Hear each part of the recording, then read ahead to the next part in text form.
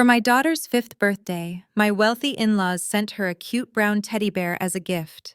She looked happy at first, but then she froze and asked Mommy what is wrong with its leg. I looked closer at the toy and went pale. I did not shout. I did not cry. Instead, I took a scalpel from my hidden kit. 3 days later, police were banging on their mansion door, and my mother-in-law was screaming my name in handcuffs. Before I tell you how a stuffed animal took down a criminal empire, let me know where you are watching from in the comments. Hit like and subscribe if you have ever had to smile at family members who were secretly plotting your destruction. My name is Ebony, and for 7 years, I have played the role of the submissive lucky wife who married into the prestigious Vance family of Chicago.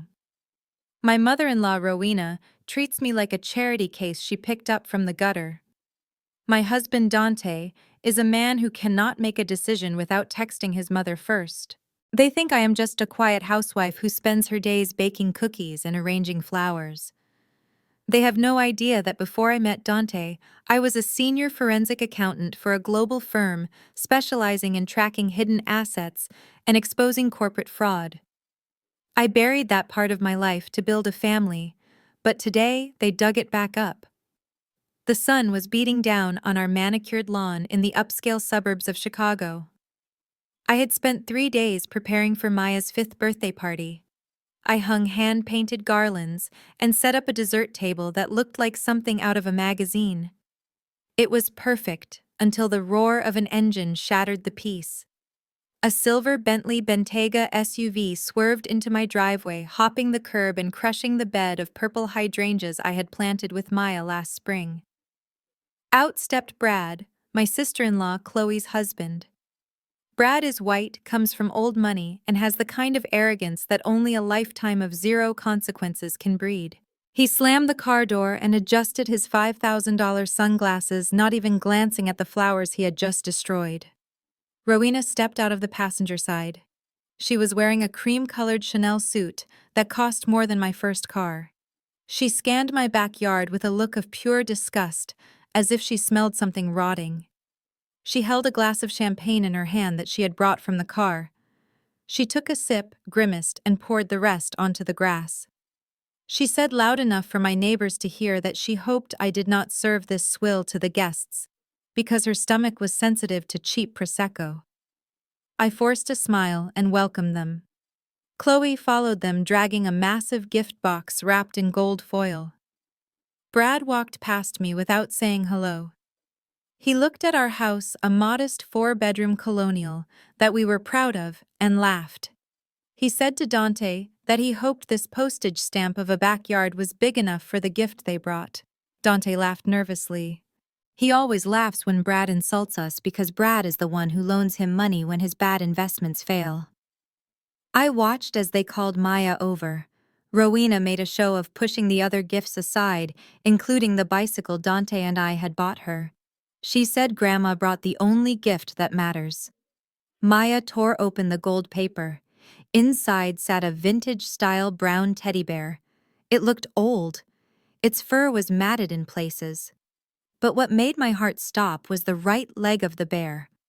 There was a distinct, jagged burn mark on the fabric, a black scorch that looked like it had survived a fire. Rowena smirked at me.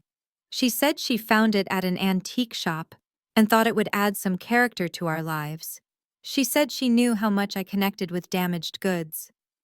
I felt the blood drain from my face. That burn mark was identical to the one on the stuffed animal I was holding 26 years ago when the firefighters pulled me out of the apartment fire that killed my parents. Rowena knew that story. She knew it was the single most traumatic event of my life. She had hunted down a replica of my childhood trauma to give to my daughter on her birthday. The glass of lemonade in my hand slipped and shattered on the patio. I stared at the burn mark on the plush leg, and my vision blurred. The smell of smoke filled my nose, a phantom scent from 26 years ago. My hands twitched. Every instinct in my body screamed at me to hurl the object over the fence to get that symbol of death away from my innocent child. I gripped the bear's arm, my knuckles turning white. I was ready to launch it into the neighbor's yard. But before I could move, a hand clamped down on my wrist. It was Dante. His grip was clammy and desperate. He leaned in close, his breath smelling of stale scotch. "Do not do it, Ebony," he hissed into my ear. "Do not embarrass me in front of them. Mom spent hours finding that antique. You will ruin everything if you make a scene." I looked at my husband. His eyes were wide with panic. He was not looking at me with concern. He was looking past me at his mother, terrified of her disapproval. He was protecting the people who were mocking his wife's trauma. The betrayal stung worse than the memory of the fire. Rowena stepped closer, her heels sinking slightly into the soft grass. She took a sip of her champagne, her eyes dancing with malicious delight.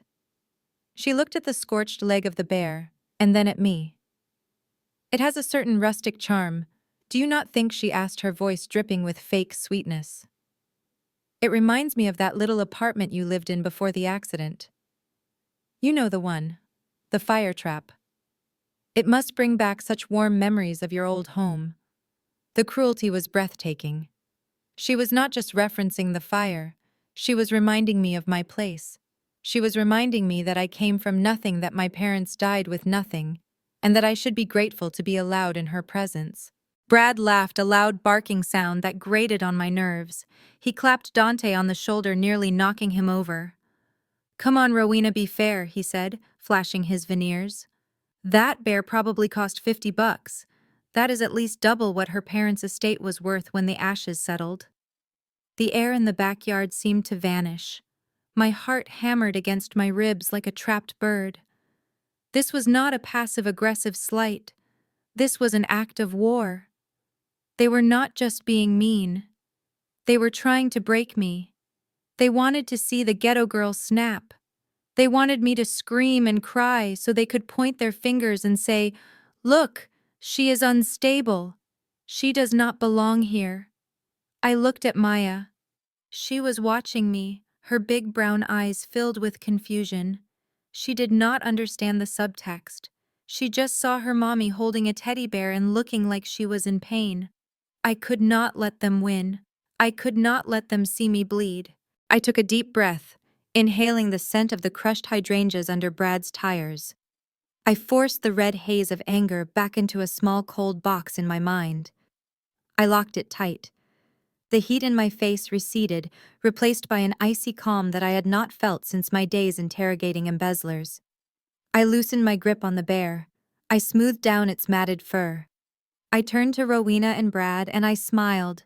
It was not a warm smile, it was a shark smile. It was the smile of someone who has just noted a discrepancy in the ledger. "Thank you so much, Rowena," I said, my voice steady and devoid of emotion. "It is incredibly thoughtful of you to remember my history in such vivid detail.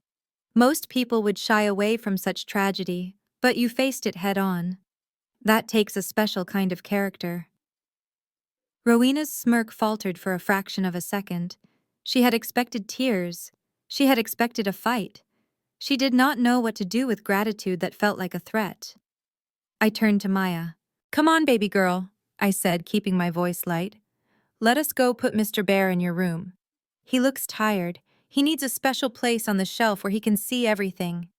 I walked toward the house, my back straight, my head held high. I felt their eyes boring into my spine. I knew they were disappointed, but they had no idea. I was not retreating. I was just moving the evidence to a secure location. As I stepped into the cool shadow of the house, my smile vanished. The war had begun. The house finally settled into a heavy silence around 2 in the morning. I lay in bed staring at the ceiling, listening to the rhythm of Dante's breathing beside me. It was a wet, heavy snore fueled by the expensive scotch Brad had poured down his throat all afternoon. He was out cold, a dead weight. I slid out from under the duvet, moving with the silent grace of a ghost. I did not need to turn on the lights in the hallway. I knew every creak of the floorboards in this house. I made my way to Maya's room first. She was sleeping soundly, clutching her old raggedy blanket. The new bear sat on the high shelf where I had placed it, staring down at her with its dead plastic eyes. I reached up and took it down. It felt heavier than it should have, a density that cotton and polyester could not explain. I carried it to the kitchen and placed it on the island. I did not turn on the main lights. I clicked on the under cabinet LEDs, bathing the counter in a clinical white glow. I went to the pantry.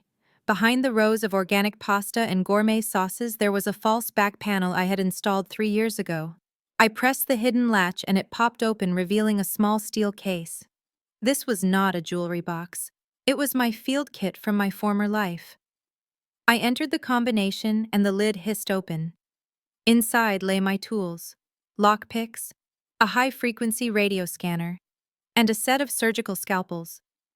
I pulled on a pair of blue nitrile gloves. I picked up the number 4 scalpel. The weight of it felt familiar and grounding in my hand. It had been 7 years since I held one, but the muscle memory was instant. I was not Ebony the housewife anymore. I was the auditor. I turned the bear over, exposing the back of its neck. I ran my thumb along the seam. The stitching was subtle, but my eyes saw the difference. The factory thread was machine perfect. This section was hand-sewn. High-quality work, but human. Someone had opened this bear recently and closed it back up. I brought the blade down. I did not hack or tear. I slid the scalpel between the threads, severing them one by one with microscopic precision. I opened a 3-inch incision. I reached inside past the layers of white synthetic fluff. My fingers brushed against something hard and cold. I carefully extracted a rectangular object wrapped in acoustic foam. I peeled back the foam. It was a black matte box, no larger than a matchbook, wired to a flat, high-density battery pack. I recognized the tech immediately. This was not something you buy at an electronics store. This was a VX90 listening device with an integrated cellular transmitter and military-grade GPS. It was the kind of hardware used in corporate espionage. The tiny red status light pulsed once every 10 seconds. It was live. It was transmitting. Rowena and Brad were not just being cruel in-laws. They were running an active surveillance operation in my home. A cold fury settled in my chest, replacing the shock. They were listening to everything. Every conversation, every cry, every private moment. They were building a dossier. They wanted to catch me slipping. They wanted ammunition to take Maya away. I looked at the device in my gloved hand. My first instinct was to crush it under my heel to destroy the violation. But that is what a victim would do. An amateur would destroy the bug and alert the enemy. A professional turns the bug into a weapon. I carefully rewrapped the device in the foam. I nestled it back deep into the center of the bear, ensuring the microphone port was unobstructed. I packed the stuffing back in, smoothing out the lumps. I threaded a needle with brown cotton that matched the fur perfectly. I stitched the incision closed, replicating the tension and pattern of the original seam. When I was finished, there was no trace of the surgery. The bear looked exactly as it had when Rowena smirked and handed it to my daughter. I carried it back to Maya's room and placed it on the shelf, angled precisely towards the center of the room. I leaned in close to its button ear. I lowered my voice to a whisper barely audible, but clear enough for the microphone to catch. "You want to play spy games, Rowena? Fine, let us play." The morning sun hit the granite island in my kitchen, but I felt no warmth. I was already deep in character. I had spent the last hour meticulously staging the scene. I wore my oldest sweatpants and a stained t-shirt. I had purposely tangled my hair and used a touch of gray eyeshadow to create deep hollows under my eyes. I needed to look like a woman who had not slept in weeks. I went into Maya's room and grabbed the bear from the shelf.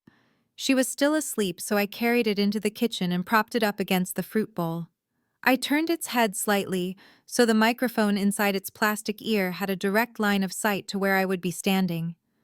I wanted Rowena to have a front row seat to my destruction. I picked up my phone and dialed Tiana. Tiana was my former partner at the agency. She knew the drill. When she answered, I did not say hello. I let out a sob, a loud, jagged sound that ripped from my throat.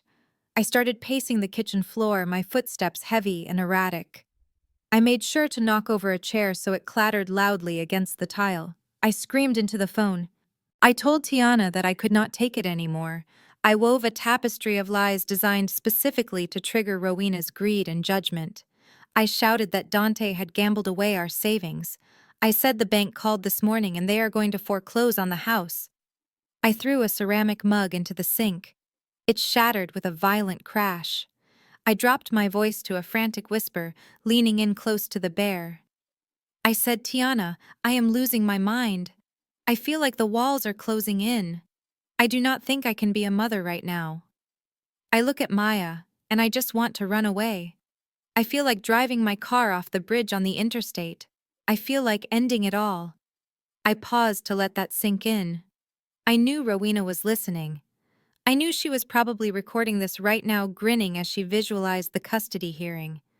I was handing her the silver bullet she needed to prove I was mentally unstable and unfit. I was giving her exactly what she wanted. I hyperventilated for another minute, making sounds of pure distress, before hanging up the phone and throwing it onto the counter. I stood there in the silence, my chest heaving. My heart was racing, but my mind was ice cold. I wiped the fake tears from my cheeks. Then I heard footsteps. Dante shuffled into the kitchen, rubbing his face. He looked hungover and confused. He saw the overturned chair. He saw the broken mug in the sink. He looked at me with his bloodshot eyes and asked what was going on. He asked why I was screaming so early in the morning. I did not answer him. I just stared at him with wide, wild eyes, maintaining the charade. I let the tension build. I let him feel the weight of the chaos I had manufactured. I waited. I knew the reaction time would be fast, but I did not realize just how closely they were monitoring us. Dante's phone was sitting on the counter next to the toaster. Suddenly it began to buzz.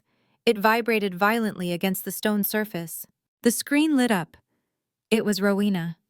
I watched Dante reach for it. His hand was shaking slightly.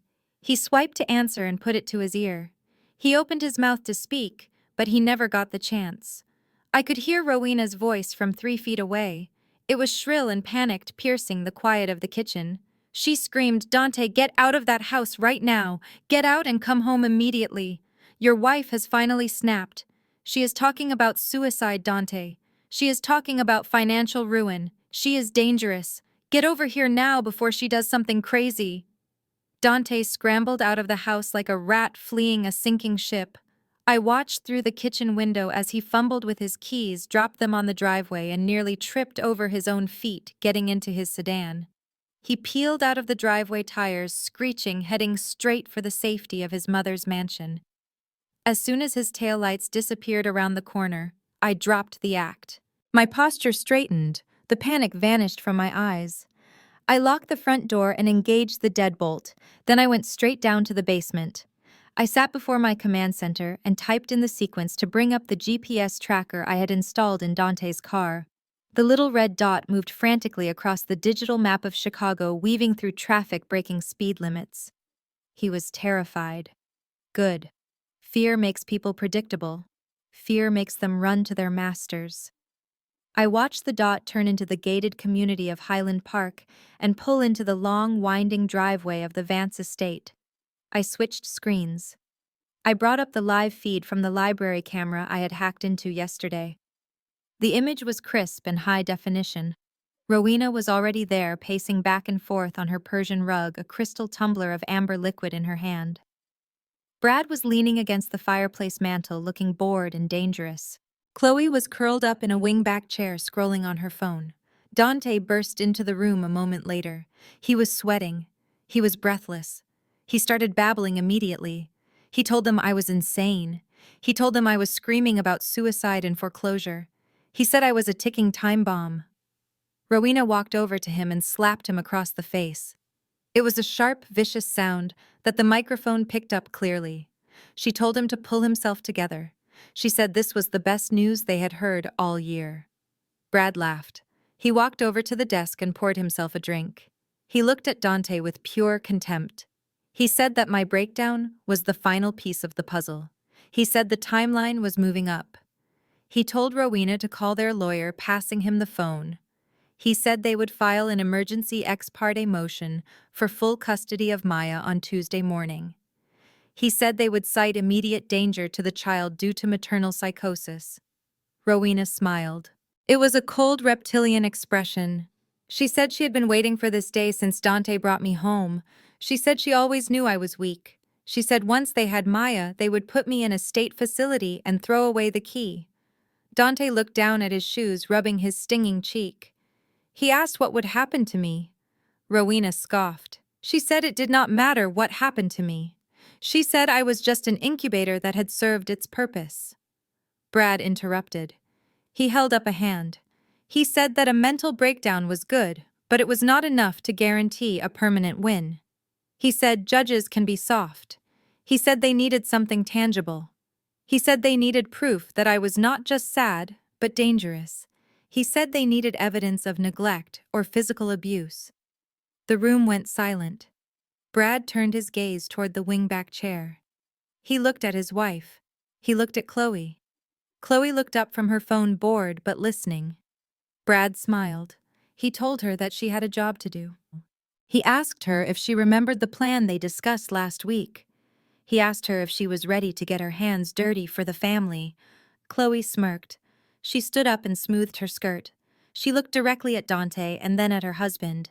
She said she knew exactly what to do. She said she would go over to my house this afternoon to check on me. She said by the time she left, she would have a recording of Maya screaming in pain, and it would look like I was the one who hurt her. The afternoon sun was filtering through the blinds, casting long shadows across the living room. I sat on the floor with Maya building a tower of blocks. She was laughing, her small hands carefully placing a red block on top of a blue one. It was a moment of pure innocence, a stark contrast to the darkness that was approaching. I knew Chloe was coming. I had been watching the GPS tracker on her phone since she left the mansion. She was 2 minutes away. I stood up and quickly checked the hidden camera nestled in the bookshelf. It was recording. The audio feed was clear. I checked the baby monitor I had planted under the sofa. It was active. I was ready. I smoothed my hair and took a deep breath, centering myself. I needed to be calm. I needed to be precise. The doorbell rang. It was a sharp, insistent sound. I opened the door to find Chloe standing there, wearing a pair of oversized designer sunglasses and carrying a bottle of expensive red wine. She did not wait for an invitation. She pushed past me into the foyer, bringing a gust of cold air and the scent of expensive perfume.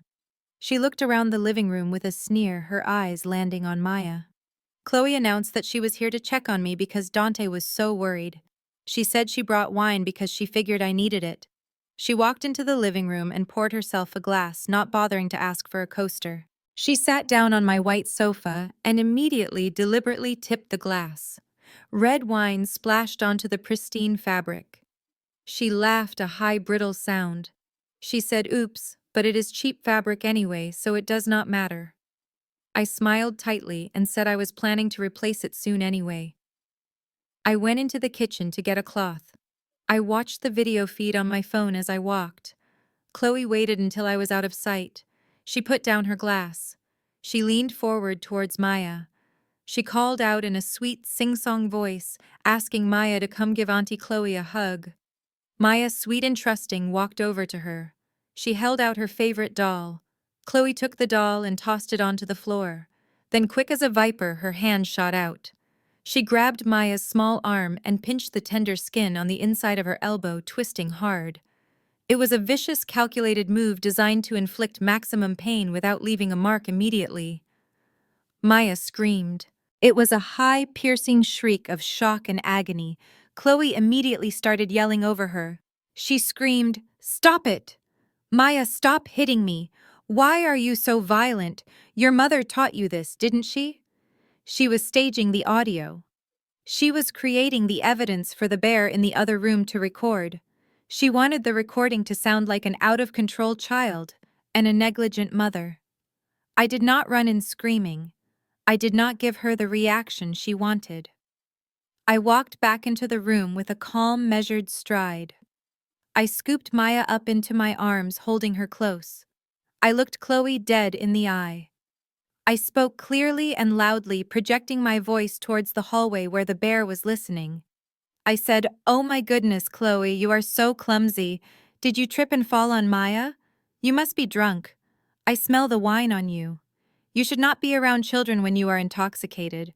I see the red mark on her arm where you grabbed her to steady yourself. We need to put some ice on that. Why are you shaking, Chloe? Are you going through withdrawal?" Chloe froze. Her mouth opened and closed like a fish. This was not the script. She tried to stammer a denial, but I kept talking calm and reasonable, painting a picture of a drunk aunt hurting a child by accident.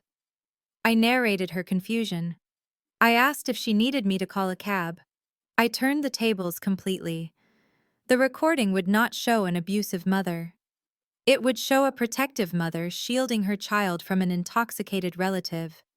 Chloe grabbed her purse and fled the house without another word. She knew she had lost this round.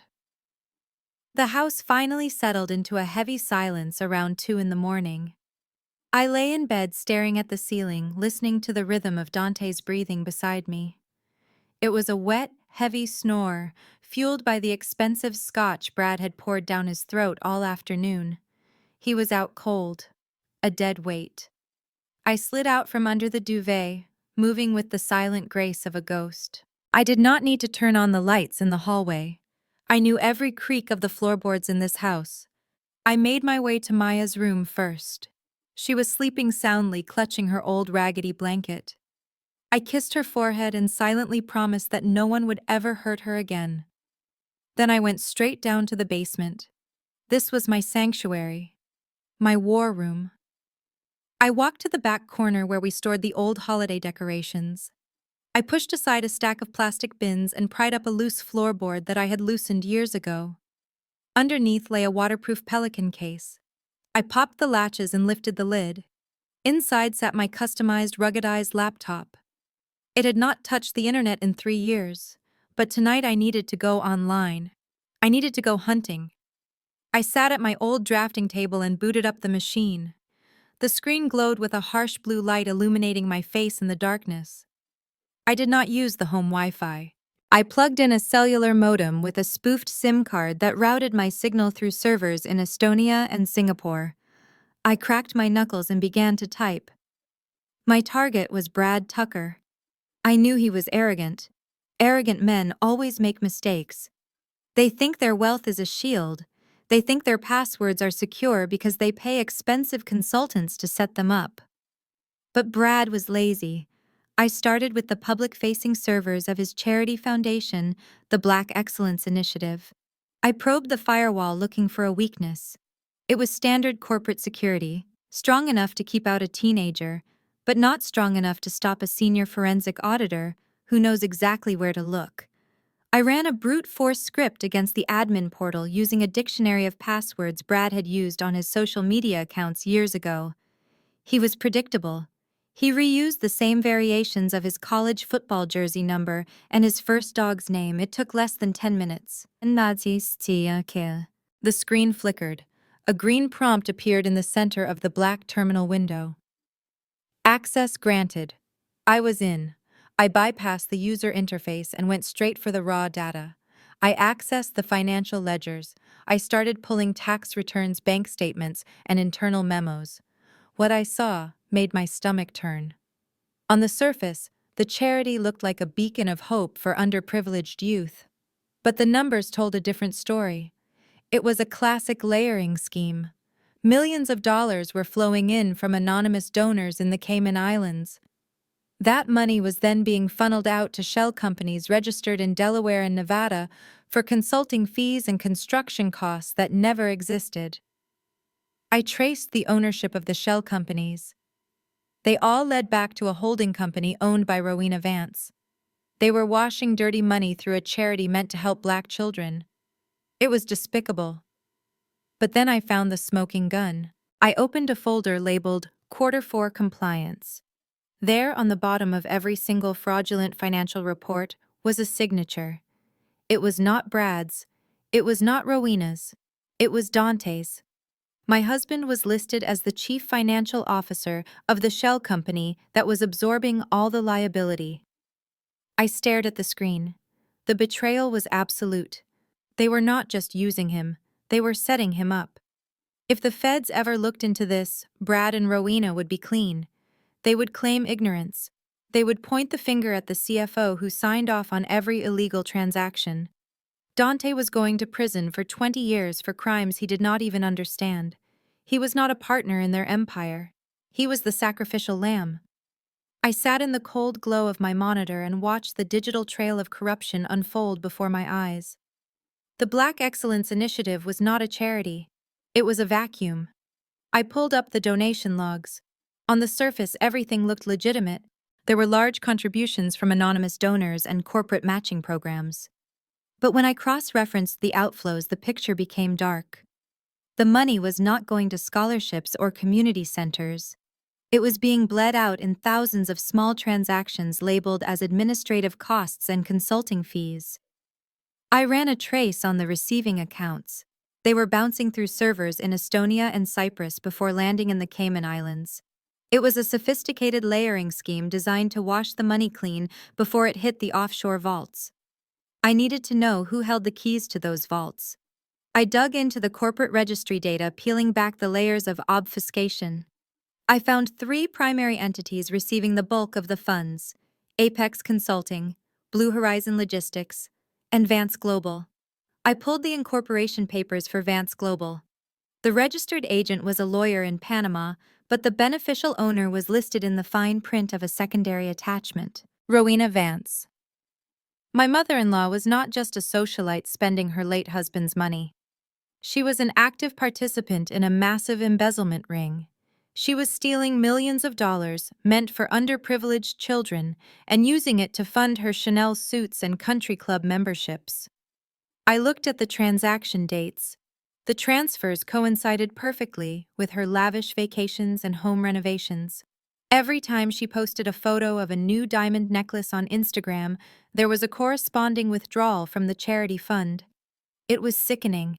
She was a parasite feeding on the goodwill of others, and Brad was her enforcer, using his family connections to legitimize the fraud. But I needed to know how deep Dante was in this. Was he just a signature on a page, or was he benefiting from the theft? I accessed his personal bank records. I had always handled our household finances, but Dante had insisted on keeping a separate account for his business expenses. I cracked the password in seconds. It was his birthday. I scrolled through the ledger expecting to see transfers from the charity. I expected to see payoffs. Instead, I saw withdrawals, massive hemorrhaging withdrawals. He was not getting rich. He was bleeding dry. And then I saw it.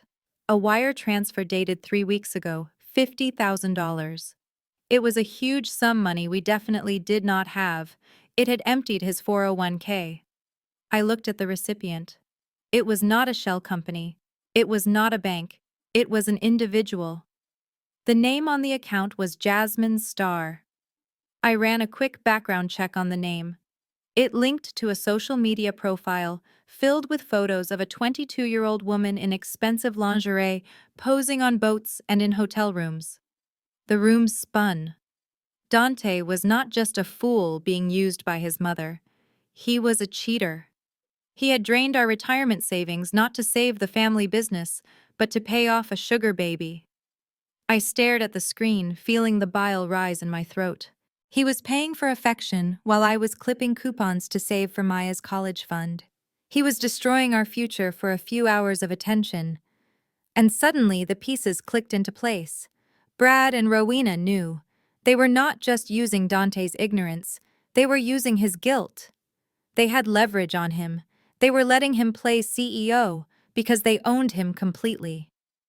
I stared at the name Jasmine Starr on my screen. The woman who had received $50,000 of my family's future. My forensic instincts overrode my heartbreak. In my line of work, there are no coincidences. A man like Dante, who pinches pennies on grocery bills and asks his mother for permission to buy new tires, does not suddenly find the courage to cultivate a high-end mistress on his own. He was led there.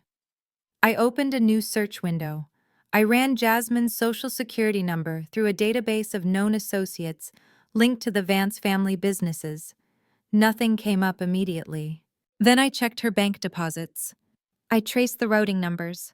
Aside from the transfers from Dante, she was receiving a monthly stipend of $5,000 from a company called Apex Consulting. I froze. Apex Consulting was one of the shell companies I had just identified in the money laundering scheme. The company was registered to a P.O. box in Delaware, but the signatory was Bradley Tucker. The picture snapped into focus with terrifying clarity.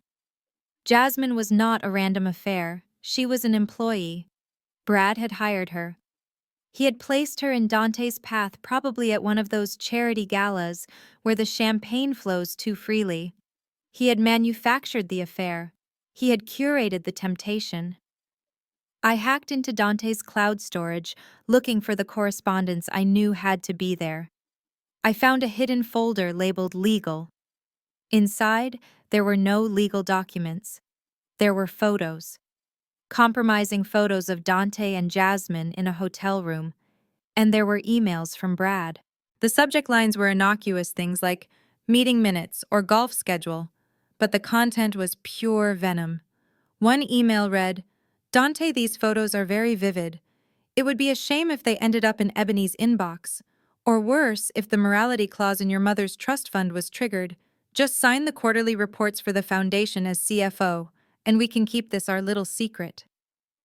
Dante had not just been reckless. He had been hunted. Brad had baited the trap with Jasmine, waited for Dante to take the bite, and then slammed the cage door shut.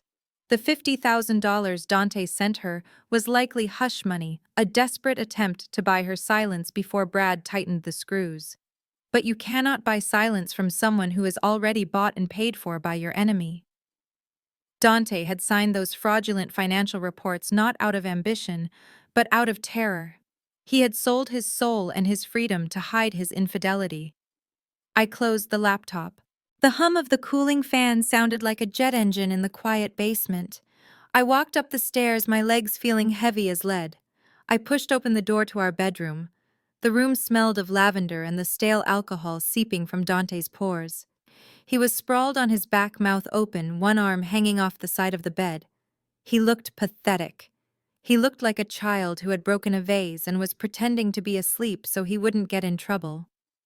I stood over him, watching his chest rise and fall. I felt a wave of nausea roll through me.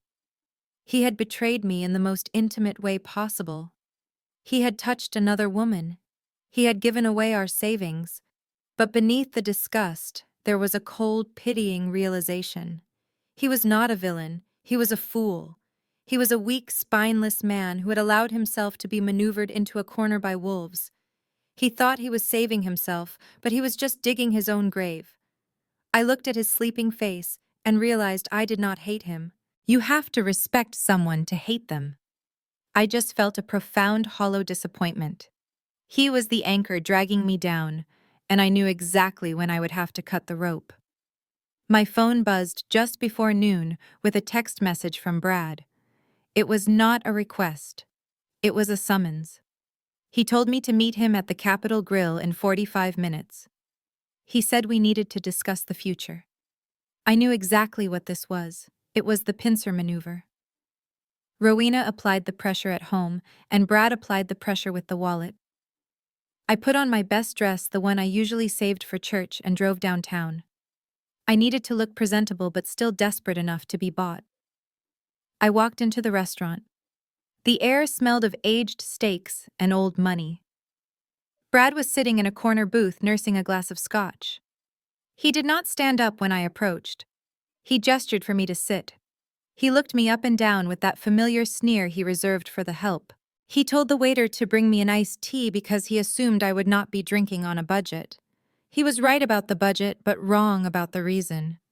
I needed a clear head to watch him dig his own grave.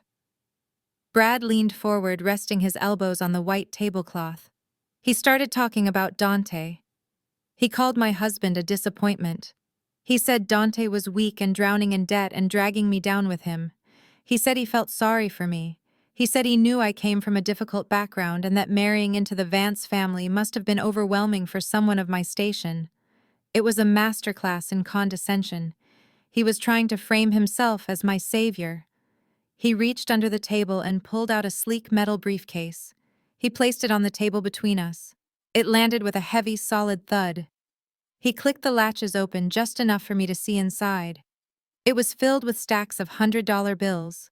Fresh, crisp bands of cash. He lowered his voice. He said there is $100,000 in there, Ebony. It is untraceable. It is tax-free. It is enough to start a new life somewhere far away. Maybe go back to school. Maybe open a little bakery. Whatever people like you dream of doing. I looked at the money. It was tempting in a theoretical way, but I knew there was a catch. There is always a catch with men like Brad. I asked him what I had to do. He smiled a shark-like grin that did not reach his eyes. He said it was simple. I just had to sign the divorce papers, and I had to sign a document granting full legal and physical custody of Maya to Rowena. He said Maya belonged with the Vance family. He said they could give her the life she deserved, a life of private schools and debutante balls. He said I could visit her on holidays if I behaved. The temperature in the room seemed to drop 10 degrees. He was trying to buy my daughter. He thought because I was black and came from poverty that my maternal instinct had a price tag. He thought $100,000 was a fortune to me. He did not know I had seized assets worth 10 times that amount from criminals smarter than him. I reached out and placed my hand on the briefcase. Brad's eyes lit up. He thought he had won. I slowly, firmly pushed the metal case back across the table toward him. It slid across the linen with a soft hiss. I looked him dead in the eye. My voice was low and steady. I told him that I might be broke, Brad. I might be from the gutter, as your mother likes to say. But I do not sell my children. Maya stays with me. Brad's smile vanished instantly. His face turned a mottled shade of red. He snapped the briefcase shut. He leaned in close, his expensive cologne suddenly smelling like rot. He hissed at me. He said that I was making a mistake. He said I was refusing a lifeline. He said if I did not take the money and leave quietly, then they would take Maya anyway. He said they would destroy me in court. He said I would end up on the street with nothing but the clothes on my back. He said that if I chose to fight, I would lose everything. I drove home from the lunch with Brad with my knuckles white on the steering wheel. The threat hung heavy in the air, but I pushed it aside. I had to stay focused. When I walked into my house, the air felt different. Stale. Charged. Rowena and Chloe were sitting at my kitchen table drinking tea from my good china. They had let themselves in again using the unauthorized key Dante had given them. They did not look up when I entered. They just continued their conversation, as if I were a ghost in my own home. I walked into the living room to put down my purse, and I stopped. Something was wrong. The room felt off balance. I looked closer. The heavy oak coffee table had been shifted 4 inches to the left. The family portraits on the mantel had been rearranged. The picture of my parents was gone, replaced by a photo of Dante and Rowena at a gala. I felt a spike of adrenaline. This was not cleaning. This was psychological warfare.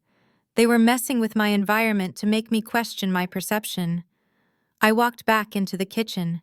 I asked them where the picture of my parents was. Rowena looked at me with wide, innocent eyes. She took a sip of tea and said she did not know what I was talking about. She said the mantel had always been arranged that way. She asked if I was feeling all right. She said I looked flushed and feverish. Chloe chimed in. She said maybe I was having one of my episodes again. I decided to play along. I needed the bear in the other room to hear my distress. I needed them to think their plan was working. I pressed my hands to my temples and said I had a splitting headache. I walked to the medicine cabinet to get my migraine prescription. I opened the door. The bottle was gone. It was always on the second shelf next to the rubbing alcohol. I frantically moved the bottles around: toothpaste, bandages, cough syrup, no migraine pills. I turned to them. I asked where my medication was. I tried to sound frantic. I let my voice rise in panic. Rowena tutted softly. She walked over to the refrigerator and opened the door. There, sitting next to the milk jug, was my bottle of pills. She held it up with a pitying smile. She said, "Ebony, you put them in here 10 minutes ago, when you came in the back door. Do you not remember? I stared at her. I had not come in the back door. I had just arrived through the front. I had never put pills in the fridge in my life. But I knew what they wanted. I grabbed the bottle and let my hands shake. I stammered. I said I did not remember doing that. I said I was confused. Chloe laughed. It was a cold, sharp sound. She said, "Did you forget again, Ebony? Your memory is terrible lately. It must be the stress of being such a bad wife." I sank onto the floor and buried my face in my hands. I sobbed loudly for the benefit of the microphones. I wailed that I was losing my mind. Rowena patted my head like I was a dog. She whispered that they would take care of Maya when I finally snapped completely. They stayed for another hour, moving my keys while I was in the bathroom and turning the thermostat up to 80 degrees while denying it was hot. When they finally left, they looked triumphant. They thought they had broken me. But the moment the door clicked shut, I stood up. My tears dried instantly. I walked to the refrigerator and took out the pills. I went to the living room and moved the table back 4 inches. I retrieved the photo of my parents from the trash can where they had hidden it. Then I went to the basement. I opened a physical notebook with a black cover.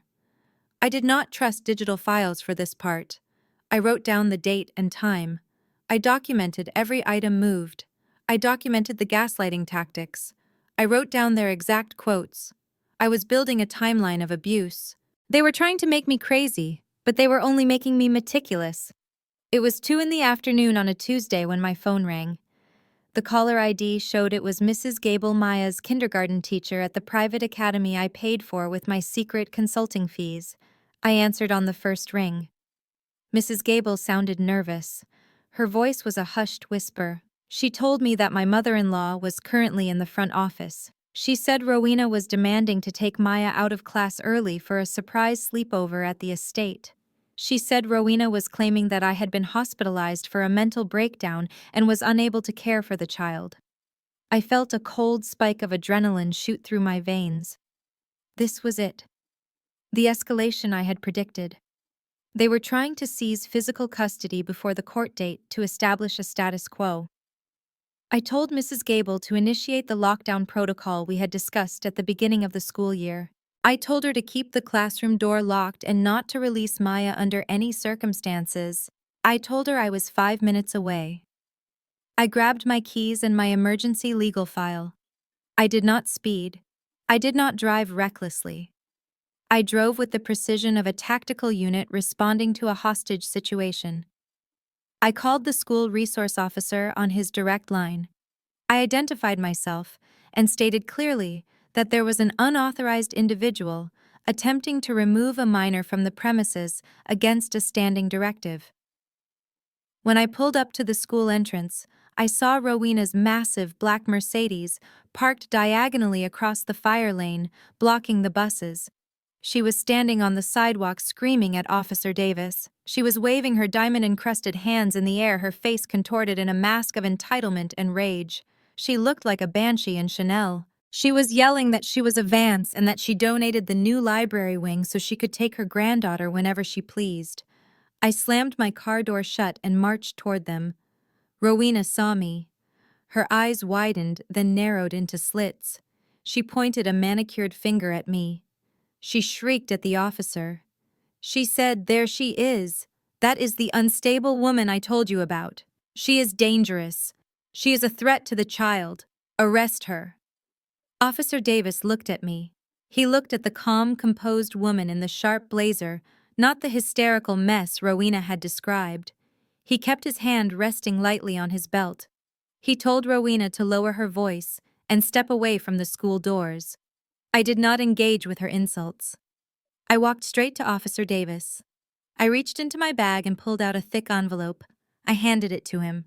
It was a notarized affidavit of custody and a certified letter from our family attorney stating that Rowena Vance was explicitly forbidden from picking up the child. I had prepared it 3 days ago after hacking their library camera and hearing their plan. Officer Davis read the document. He nodded. He turned to Rowena. He told her that she was trespassing. He told her that she had no legal right to remove the child and that the paperwork in his hand superseded her donation to the library. He told her that if she did not get in her car and leave the premises immediately, he would place her under arrest for attempted kidnapping and disturbing the peace. Rowena turned a shade of purple I had never seen before. She sputtered. She gasped. She tried to play the victim. She said she just wanted to buy Maya ice cream. She said I was a monster keeping a grandmother from her blood. I stepped into her personal space. I looked her dead in the eye. My voice was low and lethal. I told her that if she ever came within 500 feet of my daughter's school again, I would ensure she spent the night in a holding cell with no mirrors. Rowena looked at the officer, then at me. She realized she had no power here. She stomped to her car, got in and peeled away, nearly hitting a crossing guard. I watched her go. I went inside to hug my daughter. Maya asked if Grandma was mad. I told her Grandma was just confused about the rules. But I knew the rules had just changed. This was no longer a Cold War. It was open combat.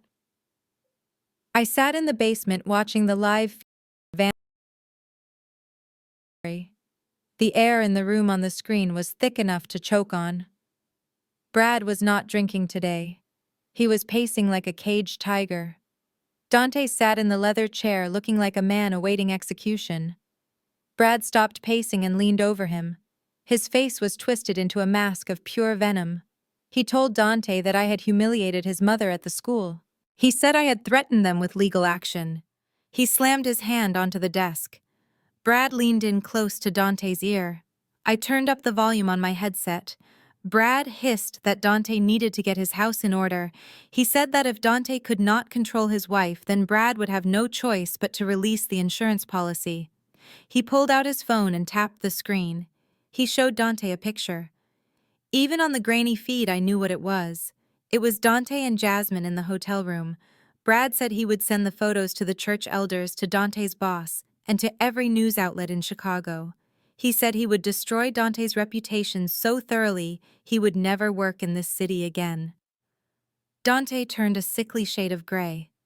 He nodded frantically. He promised to fix it. He promised to make me submit. He scrambled out of the room like a whipped dog. I closed the laptop and went upstairs.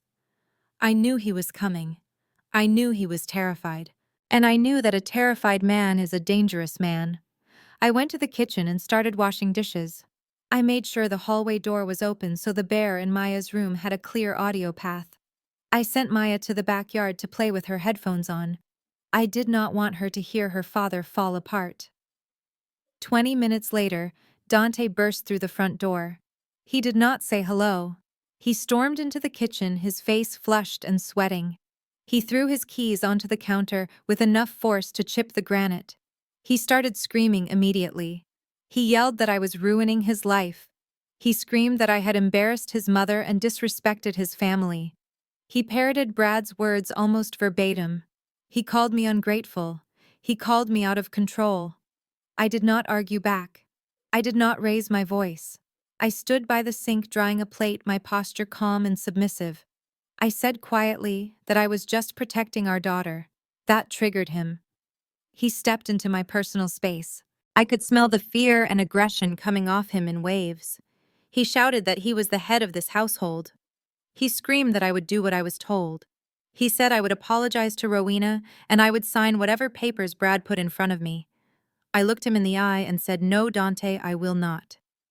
That one word broke him. He let out a roar of frustration. He swept his arm across the drying rack. Plates and glasses flew across the room, smashing against the opposite wall. The sound was deafening. Shards of ceramic and glass rained down on the floor. I did not flinch. I did not step back.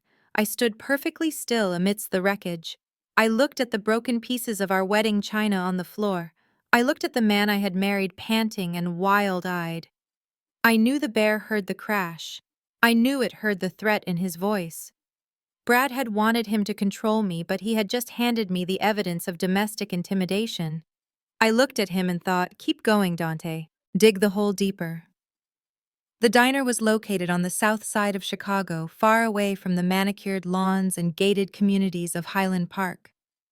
It was the kind of place where the coffee was strong, and the patrons minding their own business was a survival skill. I walked in wearing a nondescript hoodie and sunglasses. I scanned the room. Agent Miller was sitting in the back booth facing the door. He looked older than when we worked the Enron case together. His hair was grayer, but his eyes were just as sharp. He tapped his fingers on the laminate table, a nervous habit he never broke. I slid into the booth opposite him. I did not say hello. I reached into my purse and pulled out a small encrypted flash drive. I placed it on the table and slid it across to him under the cover of a menu. Miller picked it up and pocketed it in one smooth motion. He asked if it was all there. I told him it was everything. The shell companies in Delaware, the wire transfers to the Cayman Islands, the invoices for construction equipment that never existed, and the emails from Brad instructing Dante to sign the fraudulent compliance reports. Miller took a sip of his black coffee. He looked at me with a mixture of admiration and concern. He said that I had done incredible work. He said the forensic accounting was airtight. He said he could build a RICO case on this data alone that would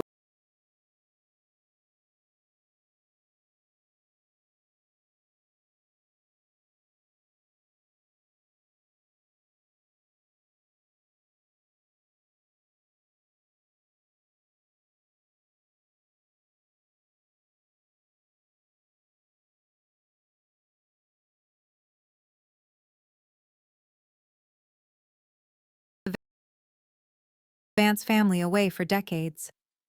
I felt a momentary surge of relief. I thought it was over. I thought I could go home and pack my bags. But then Miller leaned in closer, lowering his voice. He said there was a problem. He said that while the financial crimes were clear, they take time to prosecute. He said that white-collar investigations move at a glacial pace. I felt not told him they were coming for my daughter next week. I told him about the emergency custody hearing and the manufactured evidence of abuse. Miller nodded grimly. He understood the stakes. He said that to move faster, to get an immediate arrest warrant, an emergency protection order, we needed something visceral. We needed proof of immediate danger or a direct violation of federal surveillance laws. He asked about the bear. I told him it was still in Maya's room recording every sound in the house. He said that was our leverage. The financial fraud was the nail in the coffin, but the wiretapping was the hammer. He said that illegal surveillance of a minor was a federal felony that judges hated. But we had a technical issue. We could prove the device existed, but we needed irrefutable proof that Brad and Rowena were the ones listening on the other end. He said defense lawyers would argue that I planted it myself, or that it was a baby monitor gone wrong. Miller looked me dead in the eye. He said, "Ebony, I need you to get them on tape. I need a direct link. I need Brad or Rowena to admit they are listening. I need them to reference something they could only know from the bear. Or better yet, I need them to confess to planting it. You have to get a confession, Ebony. If you get that, I can have a SWAT team at their door in an hour." The invitation to the Black Excellence Gala was not a request. It was a command. Rowena texted me that morning saying my attendance was mandatory for family unity. She added a postscript that chilled my blood. She said to wear the gray dress she bought me 5 years ago. It was a shapeless, drab thing that made me look like a governess. She wanted me there, but she wanted me invisible. She wanted me to be the gray background against which Chloe could shine. I arrived at the venue, a glittering ballroom in downtown Chicago. Dante met me at the door. He was wearing a tuxedo that fit him perfectly, a stark contrast to my outdated attire. He looked nervous, his eyes darting around the room as if looking for an exit. He hissed at me to smile and not embarrass him. He said this was a big night for the family. Inside the room was a sea of sequins and tuxedos. Rowena held court in the center, wearing a gold gown that shimmered under the chandeliers. Chloe was beside her in a stunning red dress, laughing loudly at a donor's joke. When they saw me, Rowena's smile didn't falter, but her eyes were cold. She introduced me to a group of investors as Dante's wife who prefers the quiet life. It was a subtle dig, a way to dismiss me before I even spoke. Brad was on stage, the master of ceremonies. He looked charismatic and confident, charming the crowd with jokes about philanthropy and community. He spoke about the future of the foundation, about expanding their reach. Then he announced a leadership change. He said that due to the rapid growth of their initiatives, they needed a dedicated leader to steer the ship. He called Dante up to the stage. Dante walked up the steps looking like a man marching to the gallows. Brad put an arm around him, beaming like a proud brother. He announced to the room that Dante Vance would be taking over as the new CEO of the Black Excellence Initiative, effective immediately. The room erupted in applause. Rowena clapped the loudest, her eyes shining with triumph. A waiter brought a document to the podium. It was ceremonial. Brad said a symbolic signing of the new charter. Dante picked up the pen. I watched from the shadows. I saw his hand shake. I saw him look out at the crowd, searching for something, maybe an escape. But then he looked at Brad. Brad whispered something in his ear, probably a reminder of the photos, of the debt, of the ruin that awaited him if he refused. Dante lowered the pen. He signed the document. The camera flashes went off blindingly bright. In that moment, Dante sealed his fate. He had just signed a document accepting full legal responsibility for a shell company laundering millions of dollars.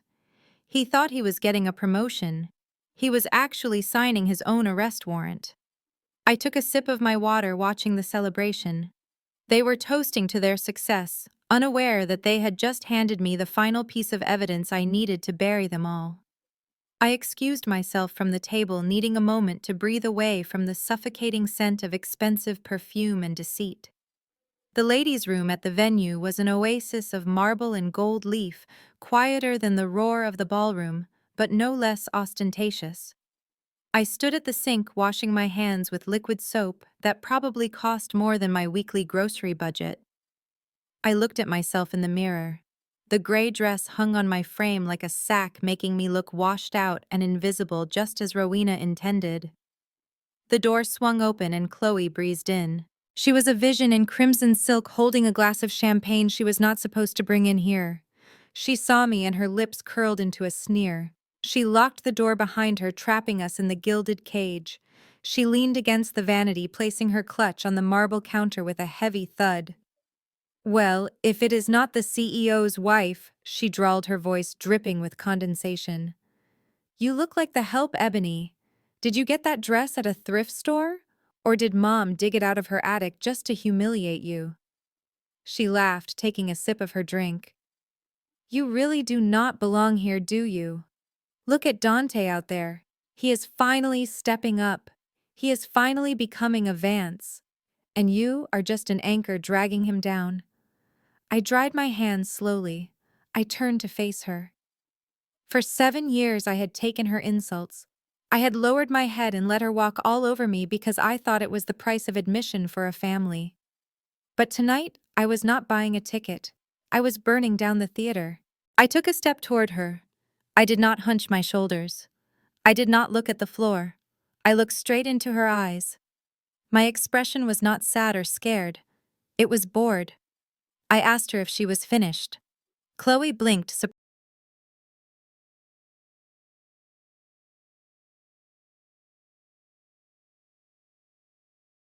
surprised by my tone.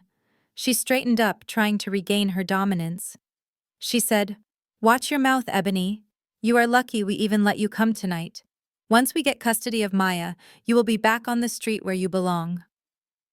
I laughed. It was a low, dark sound that bounced off the tiled walls.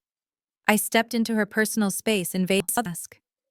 I told her that she was confused. I told her she thought she was the shark in the tank, but she was just the chum. I leaned in close until I could smell the alcohol on her breath and the fear beginning to radiate off her skin. I reached out and ran a finger along the strap of her handbag sitting on the counter. It was a black Birkin bag, the ultimate symbol of status, or at least it was supposed to be. I lowered my voice to a whisper that cut through the silence like a knife. I said, "You should be careful with that Hermes bag, Chloe. You would not want to scratch it. Especially since the stitching on the handle is a dead giveaway. Real Hermes uses a saddle stitch that is angled. This is a straight machine stitch. I know you bought it from that back alley vendor on Canal Street for $300. I know because I tracked the transaction on your secret credit card, the one you used to hide your gambling debts from Brad. Chloe went rigid, her face drained of color, leaving her rouge standing out like clown paint. Her mouth opened, but no sound came out. She grabbed the bag, clutching it to her chest as if to hide the evidence. I smiled at her one last time before unlocking the door. I told her to enjoy the party because everything has a price, and her bill was coming due. I drove home from this gala in silence. The city lights blurred past my window, but my mind was razor sharp. I had the financial records, I had the evidence of the surveillance. But Agent Miller was right. I needed something more immediate. I needed them to commit a crime that required police intervention right now. I needed to dangle the one thing they could not resist: money. I walked into the house. It was quiet. Dante was still at the after party, probably getting drunk to drown out the voice in his head, telling him he had just signed his life away. I went upstairs to Maya's room. She was asleep, her chest rising and falling in a gentle rhythm. The bear sat on the shelf watching over her like a sentinel of doom. Its plastic eyes glinted in the moonlight. I knew the microphone was live. I knew they were listening, waiting for me to crack. I sat on the edge of the bed. I smoothed Maya's hair. I began to speak. I kept my voice low and trembling. I sounded like a woman at the end of her rope whispering secrets in the dark. I said, "Baby girl, mommy has a secret." I said I never told daddy because I was scared. I said grandma and grandpa did not leave me nothing. I said they left me a key. I paused for effect. I took a shaky breath. I said there is a safety deposit box at the First National Bank downtown. I said there is cash inside, baby. $200,000. My parents saved it their whole life. I said I am going to go there tomorrow morning at 10 o'clock. I am going to take the money and we are going to run away. We are going to leave daddy and his mean family, and we are going to start over. Just you and me. I stood up and kissed Maya's cheek. I walked out of the room and closed the door. I leaned against the wall in the hallway and counted to 3. I knew exactly what was happening on the other side of town. In the library of the Vance estate, Rowena and Brad were huddled around the receiver. I could imagine the greed lighting up their eyes. $200,000 was not a fortune to them, but it was liquid cash. And more importantly, it was mine. The thought of me having something they did not possess was unbearable to them. Rowena probably gripped Brad's arm, her nails digging into his suit jacket. She would say, "I knew it. I knew that little rat was holding out on us." She would say that money belongs to the family. Brad would be calculating. He would see this as the perfect opportunity. He would not let me walk into a bank and disappear. He would want that cash. He would want to crush my escape plan. He would say we cannot let her leave with that money. He would say we need to intercept her. He would look at the map. He would know the route from my house to the bank. He would pick the spot. The old industrial district, the shortcut I always took to avoid traffic. He would say, "I will handle this myself." He would say, "I will cut her off at the alley." He would say she will hand over the money and then she will sign the custody papers. He would say tomorrow ends everything. I walked into my bedroom and started to pack a bag, not for running away but for war. I checked my dash cam. I checked the batteries in my recorder. They took the bait. Now I just had to wait for the trap to snap shut. Friday morning arrived with a sky the color of wet slate. I dressed in my sharpest black suit and applied a coat of red lipstick that felt like war paint. I kissed Maya goodbye and told her to be good for the neighbor who was watching her. I got into my sedan and drove toward downtown. I did not take the highway. I took the surface streets, driving through the old industrial district where the warehouses stood empty and the streets were lined with cracked pavement. I checked my rearview mirror. There it was. A black Range Rover sitting 2 car lengths back. Brad was not even trying to be subtle.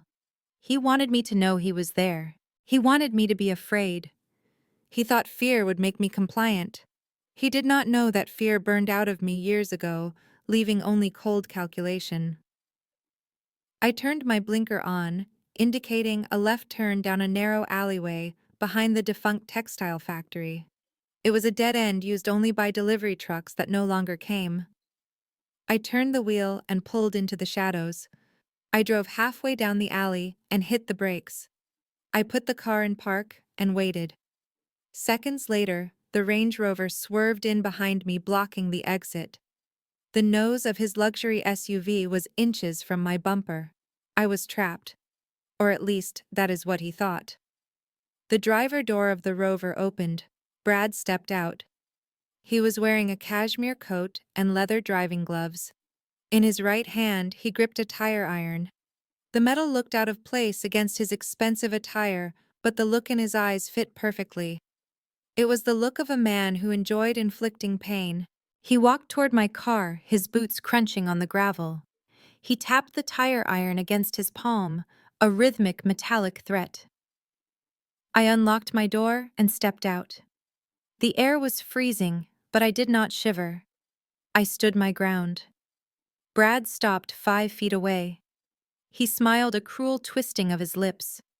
He told me that I was a smart girl for stopping. He said he did not want to damage his car by running me off the road. He held out his hand. He demanded the bag. He said, "Hand over the cash, Ebony, and maybe I will let you walk away from this with just a few bruises." I looked at him. I feigned a tremble in my voice. I told him it was in the trunk. I told him it was everything I had. I begged him not to hurt me. He laughed. He said he would decide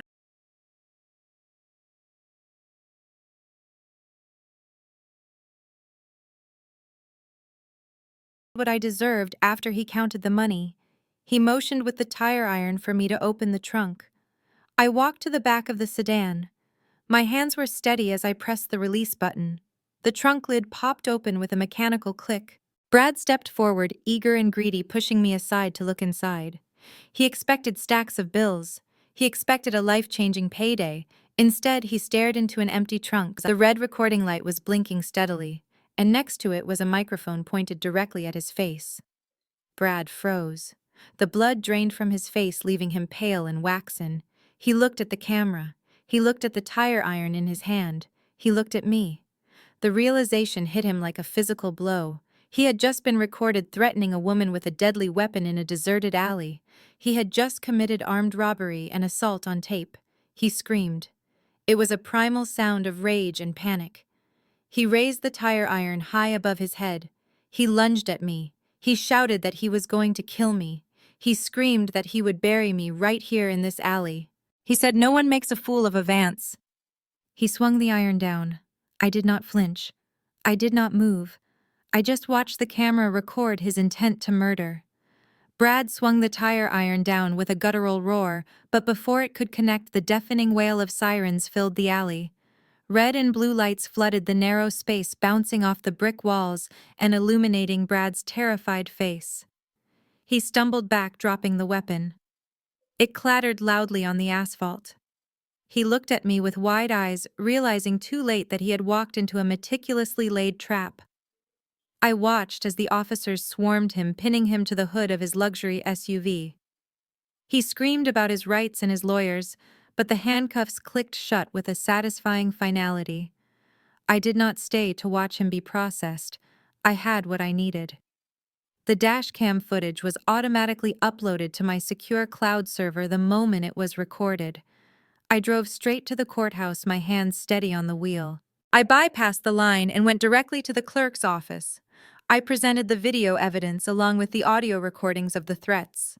The judge granted the emergency restraining order immediately. It was comprehensive. Brad, Rowena, and even Chloe were barred from coming within 500 feet of me or Maya. My phone started ringing the moment I walked out of the courthouse. It was Rowena. I let it go to voicemail, but I listened to it as I drove home. Her voice was shrill, hysterical. She was screaming at Dante, not me. She yelled that I was out of control, that I had set Brad up, that I was ruining the family name. She demanded that Dante fix this immediately, or she would cut him off completely. She said he was a weak man who could not control his own wife. When I pulled into my driveway, Dante's car was already there. He was waiting for me in the living room, pacing back and forth, wringing his hands. He looked like a man who had aged 10 years in a single day. His eyes were bloodshot and his tie was undone. He rushed toward me as soon as I walked in. He started begging. He pleaded with me to drop the restraining order. He said Brad was just angry and did not mean it. He said Rowena was devastated. He said we could work this out as a family. I looked at him with a mixture of pity and disgust. He was still trying to protect the people who were actively destroying us. I walked past him into the kitchen and picked up a manila folder from the counter. I had prepared it last night. I walked back into the living room and threw it onto the coffee table. It landed with a heavy slap. Dante looked at the folder, then at me. He asked what it was. I told him to open it. He reached out with trembling fingers and lifted the cover. The first thing he saw was a high-resolution photo of him and Jasmine entering a hotel room, then another of them at a dinner table holding hands, then copies of the wire transfers from his personal account to hers. $50,000. Our savings. Dante's knees buckled. He collapsed onto the sofa, the photos scattering across the floor. He tried to speak, but only a strangled sob came out. He looked up at me, tears streaming down his face. He tried to say he was sorry. He tried to say it was a mistake. I cut him off. My voice was ice cold. I told him he did not have the right to speak to me. I told him he had forfeited his place in this house, and in my life, the moment he chose to betray me and finance it with our future. I told him to get out. It was just after midnight when the silence of the house was shattered by the roar of an engine.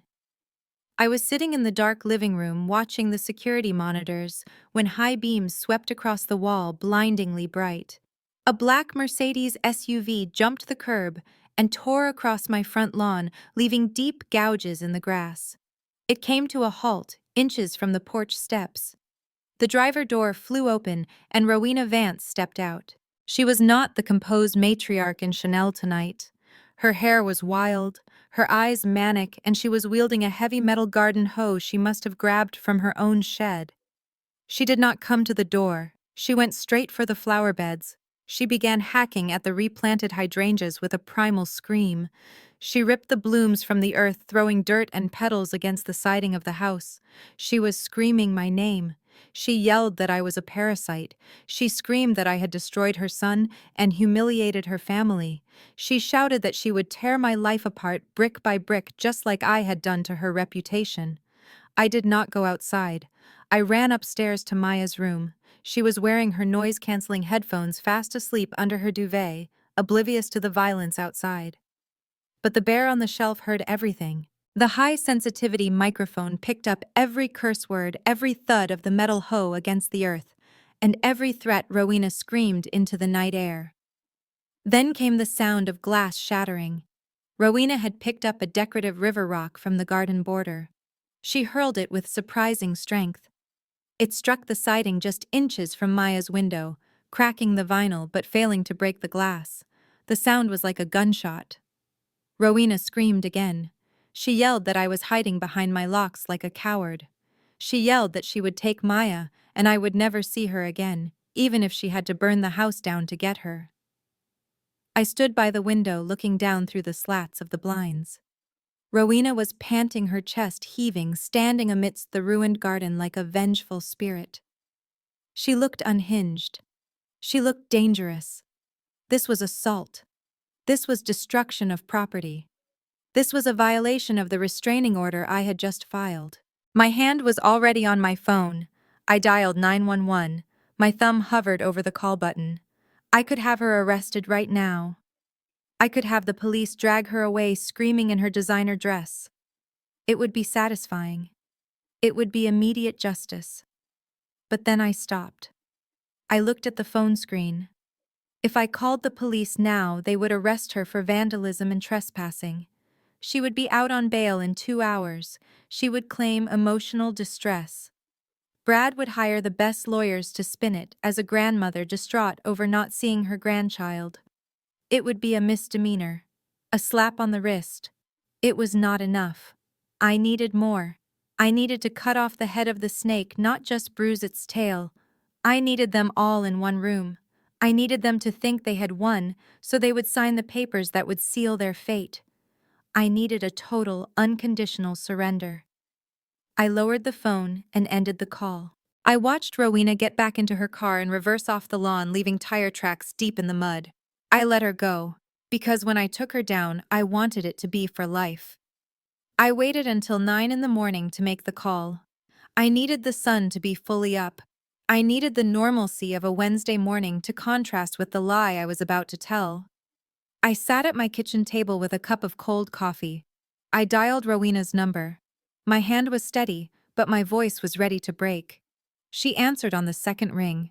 She did not say hello, she just breathed into the phone waiting. I started to cry. It was a soft, defeated weeping. I told her she won. I said, Rowena, you were right. I am not strong enough.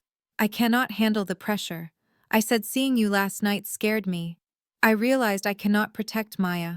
I realized she is better off with you. I paused, letting her hear my jagged breathing. I said, I want to sign the papers. I want to give you full custody. There was a moment of silence on the other end, then a slow, satisfied exhale. Rowena's voice was like velvet over steel. She said finally, you are seeing reason, Ebony. It took you long enough to understand your place. She did not apologize for the vandalism. She did not ask if I was okay. She just accepted her victory as if it were inevitable. I told her I had the papers drawn up. I told her I was ready to sign everything over. I asked her to come to the house on Friday night at 7. I said I wanted to do it here where I felt safe. I said I wanted to say goodbye to Maya properly before I left. I made my voice sound small and broken. I said I was going to move back to my old neighborhood. I said I was going to disappear. Rowena chuckled. It was a dark, triumphant sound. She said, that sounds like a wonderful plan, dear. We will be there. Brad will bring the notary. We will make it official. Then her tone sharpened. She said, make sure Dante is there too. I want my son to witness this. I want him to see you give up. I want him to know that he belongs to us, not you. I promised her he would be there. I told her he was sleeping on the couch, but I would make him stay. She said, good. She said, do not try anything stupid, Ebony. We will be watching. I told her I had no fight left in me. I told her she had taken everything. I hung up the phone and stared at the wall. The performance was over. The trap was set. Rowena thought she was coming to a surrender. She thought she was coming to claim her prize. She did not know she was walking into a federal sting operation. She did not know that the papers I was preparing were not custody agreements, but confessions. I stood up and walked to the window. The garden was a wreck. The hydrangeas were torn and trampled. The siding was cracked. But it did not matter anymore. This house was just a stage now. And on Friday night, the curtain would fall on the Vance family forever. I felt a cold smile touch my lips. She wanted Dante to witness it. Oh, he would witness it all right. He would witness the end of his world. Thursday night bled into Friday morning, but I did not sleep. I had one final task to complete in the basement sanctuary. I sat before my encrypted laptop and initiated the secure file transfer protocol. The progress bar moved agonizingly slow as gigabytes of incriminating data were beamed directly to the secure servers of the FBI. I uploaded everything: the forensic accounting of the shell companies in the Cayman Islands, the audio files of Rowena conspiring to kidnap Maya, the video of Brad attacking me with a tire iron in the alley, the photos of Dante's infidelity, and the wire transfers to his mistress. It was a digital coffin for the Vance legacy. I typed a short message to Agent Miller. The package is delivered. The guests arrive at 7. Do not be late. He replied with a single thumbs-up emoji. Once the screen went dark, I went upstairs. The house was a disaster zone. I had let it rot for days to sell the narrative of my mental collapse. There were dishes in the sink and laundry on the sofa. But today I needed it to be pristine. I needed it to look like a museum. I scrubbed the floors on my hands and knees until the hardwood gleamed under the recessed lighting. I washed the windows until they were invisible. I wanted them to see their reflection in every surface. I wanted them to see the perfection of the home they tried to steal one last time before they were dragged out of it in chains. I went to the kitchen and began to prepare the refreshments. Rowena loved to play the aristocrat. She loved high tea and cucumber sandwiches. I sliced the crusts off the white bread with surgical precision. I arranged the pastries on a silver-tiered stand. I brewed a pot of expensive Earl Grey tea. I set the dining room table with my best china, the gold-rimmed plates, the crystal water glasses. It looked like a celebration. It looked like a surrender ceremony. It was actually a wake. At 6 o'clock, I went to the master bedroom. Dante was not there. He was hiding in the guest room, trying to drink away his guilt and fear. I locked the bathroom door and turned on the shower. I scrubbed away the grime of the last week. I washed away the smell of fear and the stain of their insults. I dried my hair until it was sleek and straight. I walked into the walk-in closet. I pushed aside the floral dresses and the sensible cardigans that Ebony the housewife wore. I reached to the very back. There was a garment bag that had not been opened in 7 years. I unzipped it. Inside was my black Armani power suit, the one I wore when I walked into boardrooms to tell CEOs they were going to prison. It fit like armor. I buttoned the jacket. I stepped into my 4-inch stilettos. The click of the heels on the floor sounded like a weapon being cocked. I stood at the vanity and picked up my lipstick. It was not a soft pink. It was a deep blood red. I applied it carefully, outlining my lips. I looked at myself in the mirror. The eyes staring back were not the eyes of a victim. They were the eyes of the auditor. The housewife was dead. The predator had returned. At precisely 7 o'clock, the sound of heavy tires crunching on gravel announced their arrival. I stood in the foyer, my back straight, my hands clasped in front of me. I watched through the window as the caravan pulled up. Rowena's black Mercedes led the way, followed by Brad's Range Rover and a sleek silver sedan that I did not recognize. Dante emerged from the guest room, looking pale and unsteady, his eyes darting around the pristine house as if he did not recognize it. I ignored him. The front door swung open without a knock. They walked in like they already owned the place. Rowena was first, wearing a triumphant smile and a suit that cost more than my car. Brad followed, exuding arrogance, his arm draped possessively over Chloe's shoulder. Behind them came a man in a gray suit carrying a leather briefcase, the lawyer they had brought to seal my fate. And finally, Dante trailed in, looking like a ghost haunting his own life. They stopped in the living room, taking in the scene, the tea service on the table, the spotless floors, and me. Rowena's eyes widened slightly when she saw my suit. She scanned me from head to toe, her lip curling in disdain, but there was a flicker of uncertainty in her gaze. She expected a broken woman in sweatpants. She found a warrior in Armani. Brad broke the silence. He laughed, a harsh barking sound. He walked over to the table and picked up a cucumber sandwich, inspecting it with a sneer. He said, "Well, look at this. The maid cleaned up nice for her firing squad." He tossed the sandwich back onto the plate. He turned to me, his eyes cold and predatory. He said, "I assume you have come to your senses, Ebony. We do not have all night. We have reservations at Le Bernardin to celebrate." The lawyer stepped forward, placing his briefcase on the coffee table. He opened it and pulled out a thick stack of documents. He laid them out one by one. The custody transfer, the non-disclosure agreement, the relinquishment of all marital assets. He handed me a gold fountain pen. He did not look at me. He just pointed to the signature line. Rowena sat down on my white sofa, making a show of smoothing her skirt. She looked at Dante, who was hovering by the doorway. She snapped her fingers. She told him to come sit down and stop acting like a whipped dog. She said, "This is a happy occasion." She said, "We are finally getting rid of the problem." Dante shuffled over and sat on the edge of the chair, his head in his hands. Chloe walked around the room, touching things, picking up a vase and putting it down. She smirked at me.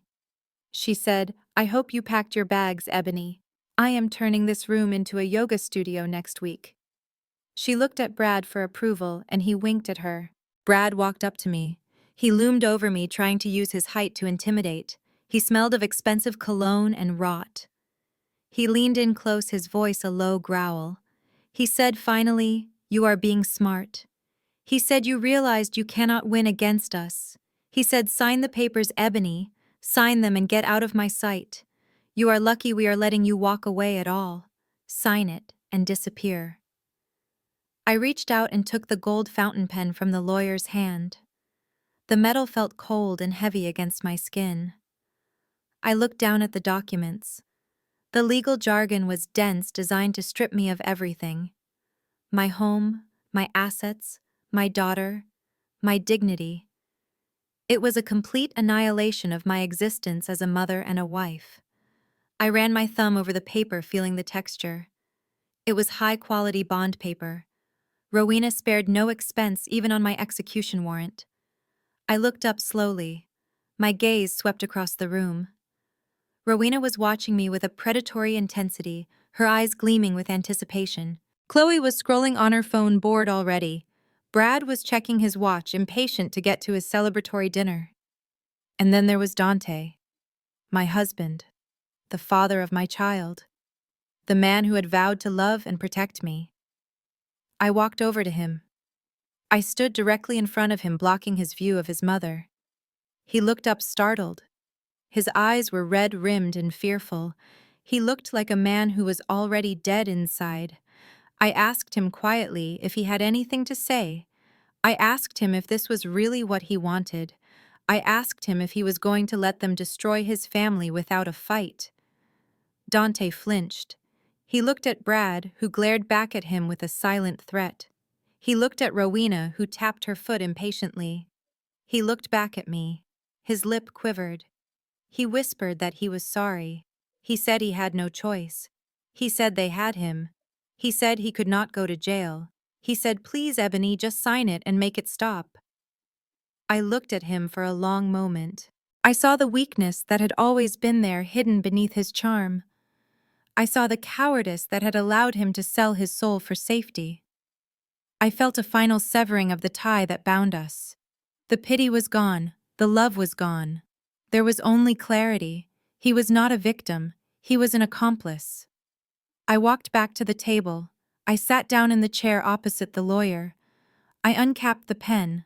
The room went silent. You could hear a pin drop. They were holding their breath, waiting for the ink to hit the paper, waiting for their victory. I positioned the pen over the signature line. I pressed the nib to the paper.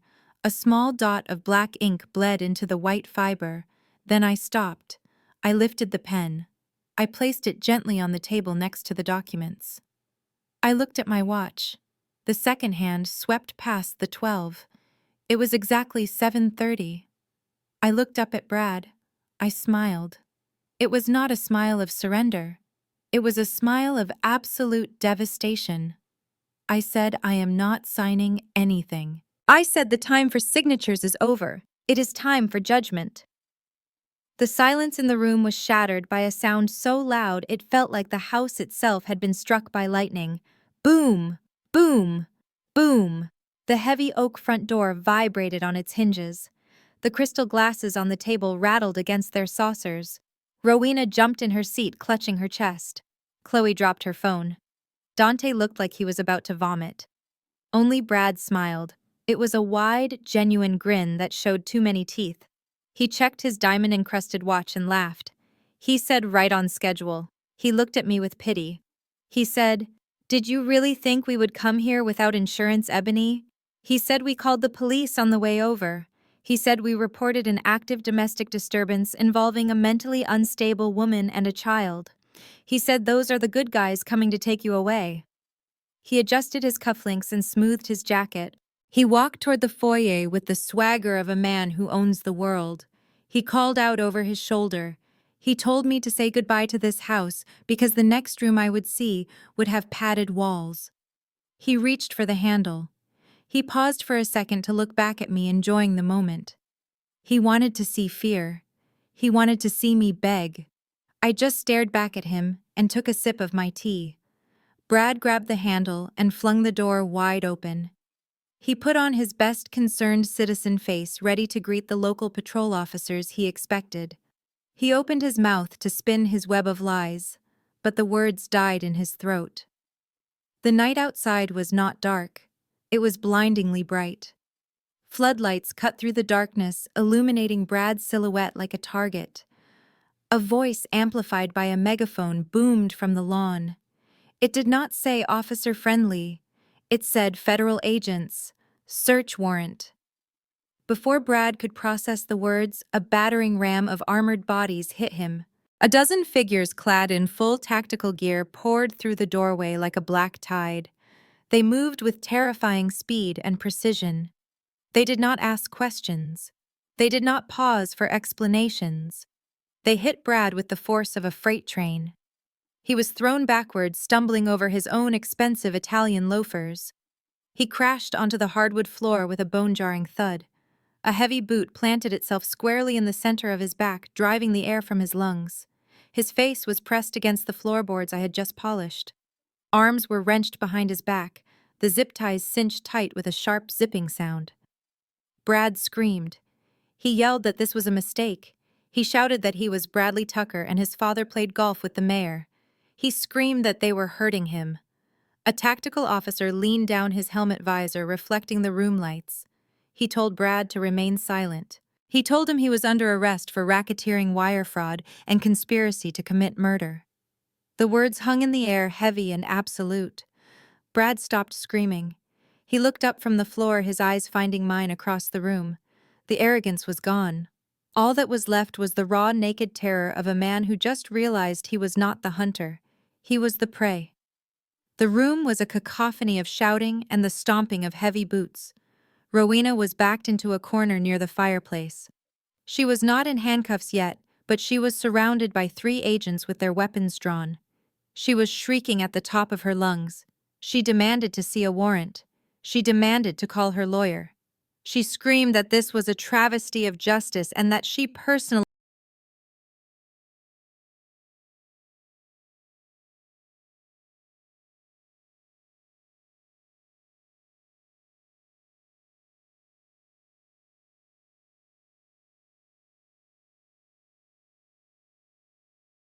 governor. She pointed a shaking finger at me and yelled that I was behind this. She called me a liar and a thief. She said I had staged this whole thing to extort money from them. Dante and Chloe were frozen in their seats. They looked like deer caught in the headlights of an oncoming semi-truck. They were too terrified to move, too confused to speak. He walked with a calm, steady purpose straight toward the dining table where I was sitting. He stopped 2 feet away and snapped his heels together. He looked at me with a deference that silenced the room. He spoke clearly, his voice cutting through the noise. "Good evening, Director. We have executed the warrant simultaneously at the office and the bank. The Cayman Islands authorities have cooperated. We have successfully frozen all assets, including the offshore trusts and the shell companies. The evidence you uploaded was flawless. We have them on everything from RICO statutes to wire fraud." The word hung in the air like a guillotine blade. "Director." Rowena stopped screaming mid-sentence. Her mouth remained open, but no sound came out. She blinked rapidly, trying to process what she had just heard. Dante turned his head slowly to look at me. His eyes were wide with confusion and horror. He stammered. He asked what Miller just called me. He said Ebony is an accountant. She does tax returns. She is a housewife. I stood up slowly. I smoothed the lapels of my Armani suit. The transformation was complete. I was no longer the woman who clipped coupons and cooked dinner. I reached into the inner pocket of my blazer. I pulled out a leather wallet and flipped it open. The gold badge inside caught the light gleaming with authority. I walked over to Dante. I held the badge up so he could read the engraving. I told him he was right about one thing. I am an accountant, but I do not work for a local firm. I told him I am the section chief of the Financial Crimes Division for the FBI. I told him I lead the Special Investigation Task Force dedicated to dismantling high-level money laundering operations. I looked at Rowena. Her face had gone ashen. I told her that I had been investigating the Vance family for 3 years before I even met Dante. I told her that marrying him was not an accident. It was an assignment. I told her that every insult she threw at me, every time she called me stupid or slow or low class, I was building a case against her. I told her that while she was playing checkers trying to steal my daughter, I was playing chess with her freedom. I told her that she did not just let a daughter-in-law into her house. She let in the wolf that was going to eat her whole. The room was deadly silent, save for the heavy breathing of the men in handcuffs and the low hum of the tactical radios. I turned my back on Dante and walked slowly over to the bookshelf in the corner. There it sat, the brown teddy bear with the soft fur and the plastic button eyes. It looked so innocent, so harmless. It was the gift Chloe had given Maya with a sneer, the Trojan horse they had planted in my home to destroy me. I picked it up. I felt the weight of it in my hands. It was heavier than a toy should be. I walked back to the dining table where the expensive tea service sat untouched. I picked up a sharp silver steak knife from the place setting. The agents watched me with stoic faces. The family watched me with dread. I looked at Rowena, who was trembling in the corner. I told her that she thought this bear was her ears. I told her she thought she was listening to the ramblings of a crazy woman. But she forgot one thing. In a surveillance war, the receiver is also a transmitter if you know how to wire it. I raised the knife and thrust it into the bear's stomach. I sliced the fabric open with a violent ripping sound that made Dante flinch. I reached inside the stuffing. My hand closed around the cold, hard plastic of the modified recording unit. I pulled it out. Wires dangled from it like guts. I held it up for them to see. I told them that this device did not just transmit to the library. It recorded locally. It had a backup drive that activated whenever it detected a voice in the room. And it picked up everything. Not just my staged breakdowns, but their conversations when they broke into my house. I pressed a button on the side of the device. A small green light flickered to life. I told Rowena that I found a particularly interesting file from 3 weeks ago. The night she came over drunk while I was at the grocery store. The night she thought she was alone in the nursery talking to herself. I pressed play. The audio was crystal clear. Rowena's voice filled the room, slurring slightly but unmistakable. She was laughing. She said those idiots never knew who lit the match. She said Ebony's parents were stubborn. She said they refused to sell that land for the new development. She said a little gasoline and a faulty wire was all it took. She said it was beautiful watching that old house burn with them inside. She said it solved all our problems. The recording stopped. The silence that followed was heavy enough to crush bones. Dante stared at his mother with a look of absolute horror. He had known she was a crook. He had known she was cruel. But he had not known she was a murderer. He had not known that the woman he married was the daughter of the people his mother had burned to death. Rowena stood frozen against the wall. Her face went from pale to a translucent gray. Her mouth opened and closed like a fish on dry land. She looked at me and saw the truth. I was not just an agent doing a job. I was the avenging angel of the people she had killed for profit. The weight of the revelation was too much for her fragile reality to hold. Her eyes rolled back into her head, her knees gave out. She crumpled to the floor in a heap of Chanel fabric and gold jewelry out cold before she even hit the wood. Brad was not used to losing control. Even with his face pressed against the floorboards and plastic cuffs cutting into his wrists, he was still trying to negotiate. He twisted his neck to look at the tactical officer holding him down. He hissed that there was a safe in the guest house. He said there was $50,000 inside. He said it was yours if you just loosen these cuffs and let me make a phone call. He said everyone has a price and he was willing to pay double whatever the government was paying. The agent did not even blink. He just applied more pressure to the pressure point behind Brad's ear, making him yelp in pain. I walked over to where he lay. I stood directly above him, blocking out the harsh glare of the floodlights. I held a thick red folder in my hand. It contained the final nail in his coffin. Brad looked up at me. His eyes were wild and bloodshot. He tried to sneer, but it came out as a pathetic grimace. He said, "You are making a mistake, Ebony. He said my lawyers will tear this warrant apart. He said you are just an accountant, you do not understand how these things work. He said I will have your badge for this. I did not say a word. I just dropped the folder. It struck him square in the face. The papers spilled out, scattering across the floor around his head. They were shipping manifests, customs declarations, satellite photos of shipping containers in a port in Sudan. I knelt down so I was eye level with him. I kept my voice low and conversational as if I were explaining a tax error to a client. I told him that he was right about one thing. I am an accountant. And that is why I noticed that the shipping weights for his charitable shipments of textbooks and rice were off. I told him that paper and grain have a specific density. Lead and steel are much heavier. I picked up one of the photos and held it in front of his face. I told him that we intercepted the shipment in Khartoum yesterday morning. I told him we opened the crates labeled medical supplies. We did not find bandages or vaccines, Brad. We found automatic rifles and crate after crate of ammunition. Brad went still. The color drained from his face, leaving it the color of old ash. I told him that money laundering was a white-collar crime. He might have done 10 years in a minimum security facility for that. But arms trafficking is different. I told him that selling weapons to sanctioned warlords under the guise of humanitarian aid is a violation of international law. I told him he was not just looking at prison time.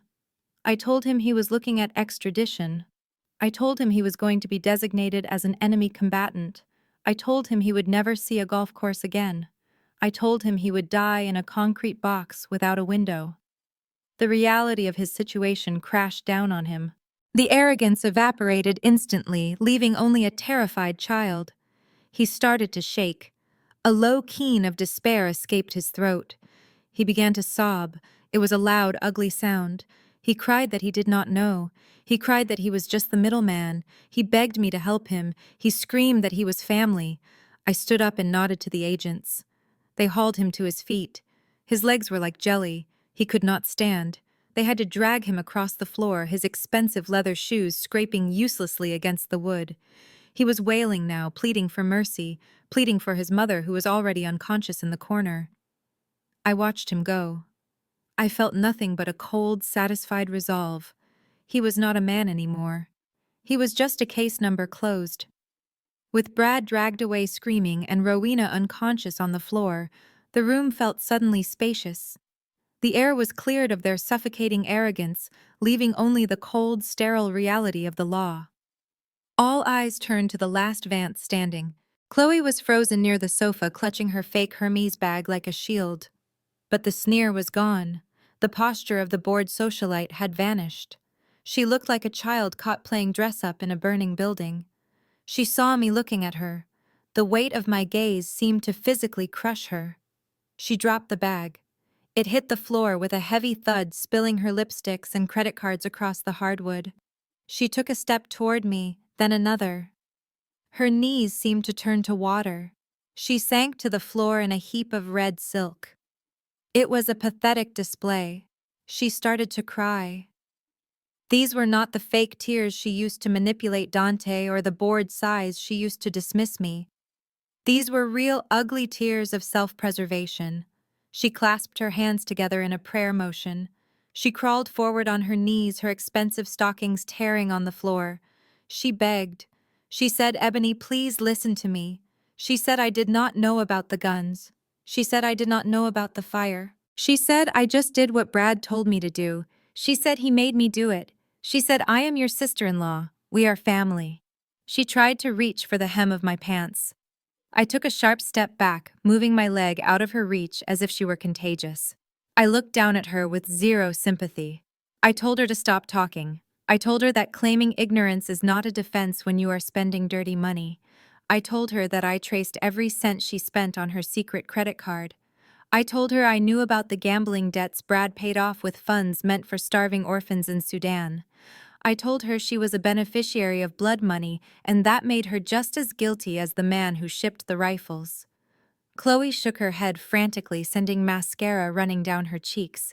She stammered that she could pay it back. She said she would testify against Brad. She said she would do anything. I crouched down so my face was inches from hers. I lowered my voice to a lethal whisper. I told her that the money was just numbers, Chloe. The money is federal time, but what you did to my daughter is personal. That is unforgivable. Her eyes widened in panic. She tried to deny it. She started to say she loved her niece. I cut her off. I pointed a manicured finger up at the corner of the ceiling toward the hidden camera lens gleaming in the recessed lighting. I told her that I saw exactly what she did last week. I told her I watched the footage of her pinching the tender skin of a 3-year-old child just to make her cry for a recording. I told her I saw the malice in her eyes and the joy she took in causing pain to an innocent baby. I told her that video file was not just on my server. I told her it was already in the inbox of the district attorney and the judge who signed the warrants. I told her that racketeering will get you a cell, but being a child abuser will make you the most hated person in the prison yard. I stood up and signaled to the agent behind her. He stepped forward and pulled her arms roughly behind her back. She did not fight. She went limp. The sound of the handcuffs ratcheting shut echoed in the silent room. It was the sound of a cage door closing forever. She was no longer a Vance. She was just another criminal in a red dress. The last of the tactical agents filed out the front door, taking the noise and the chaos with them. The silence that rushed back into the house was deafening. It was just the two of us now standing in the wreckage of the tea party that never happened. Dante stood in the center of the room, trembling like a leaf in a storm. He looked at the door where his mother and brother had been dragged out in chains, and then he looked down at his own wrists. They were bare. There was no cold steel biting into his skin. There were no zip ties cutting off his circulation. He looked up at me, and a slow wave of relief washed over his face. He misunderstood everything. He thought this was mercy. He thought this was love. He took a hesitant step toward me, his hands reaching out as if to embrace me. He let out a shaky breath that sounded like a laugh. He said, "Oh God, Ebony, you saved me. You protected me. I knew you would not let them take me." He wiped the sweat from his forehead. He said they were monsters, Ebony. I see that now. Thank you for getting them out of our lives. Now we can finally be happy. We can start over, just you and me and Maya. I took a step back, putting the dining table between us. I looked at him with a clinical detachment that felt colder than hate. I told him to stop. I told him he was confused. I said I did not save him because I loved him. I saved him because the evidence showed he was too incompetent to be a criminal mastermind. I told him I proved to the federal government that he was nothing more than a useful idiot, a signature on a page that he did not bother to read. I told him he was not going to prison because being a coward and a fool is not a federal crime. It is just pathetic. Dante froze. His smile faltered. He looked at me, searching for the wife who used to make him coffee and listen to his complaints about his mother. But she was gone. She had burned away in the fires of his betrayal. He started to stammer. He said, "But we are family, Ebony. We have a daughter. Everyone makes mistakes." He said he would make it up to me. He said he would get a job. He said he would be the husband I deserved. I reached down to the table. My hand hovered over the stack of documents the lawyer had brought. I pushed aside the custody transfer. I pushed aside the non-disclosure agreement. Underneath them all was a single crisp document I had placed there myself before the guests arrived. It was simple. It was final. I picked it up and held it out to him. I did not shove it. I did not throw it. I handed it to him with the steady hand of a professional closing a file. Dante took it. His eyes scanned the header. Petition for dissolution of marriage, sole custody, immediate eviction. The color drained from his face for the second time that night. He looked up at me, tears welling in his eyes. He whispered, "Ebony, please, do not do this. I have nothing left. They took the money. They took the company. If you take this, I have nothing." I walked to the door and opened it, holding it wide for him. The night air was cold and clean. I looked him dead in the eye. I told him that was the point. I told him he chose his side and now he had to live in the ruins of it. I pointed to the paper in his hand, I spoke the final words I would ever say to him as his wife. I said, "You wanted a signature, Dante. You wanted me to sign my life away. Well, here it is. This is the only thing I am signing today." Dante stood there clutching the divorce papers like a lifeline. He looked around the foyer as if seeing it for the first time. He looked at the coat rack where his cashmere scarf hung. He looked at the stairs leading up to the bedroom where he had slept for 7 years.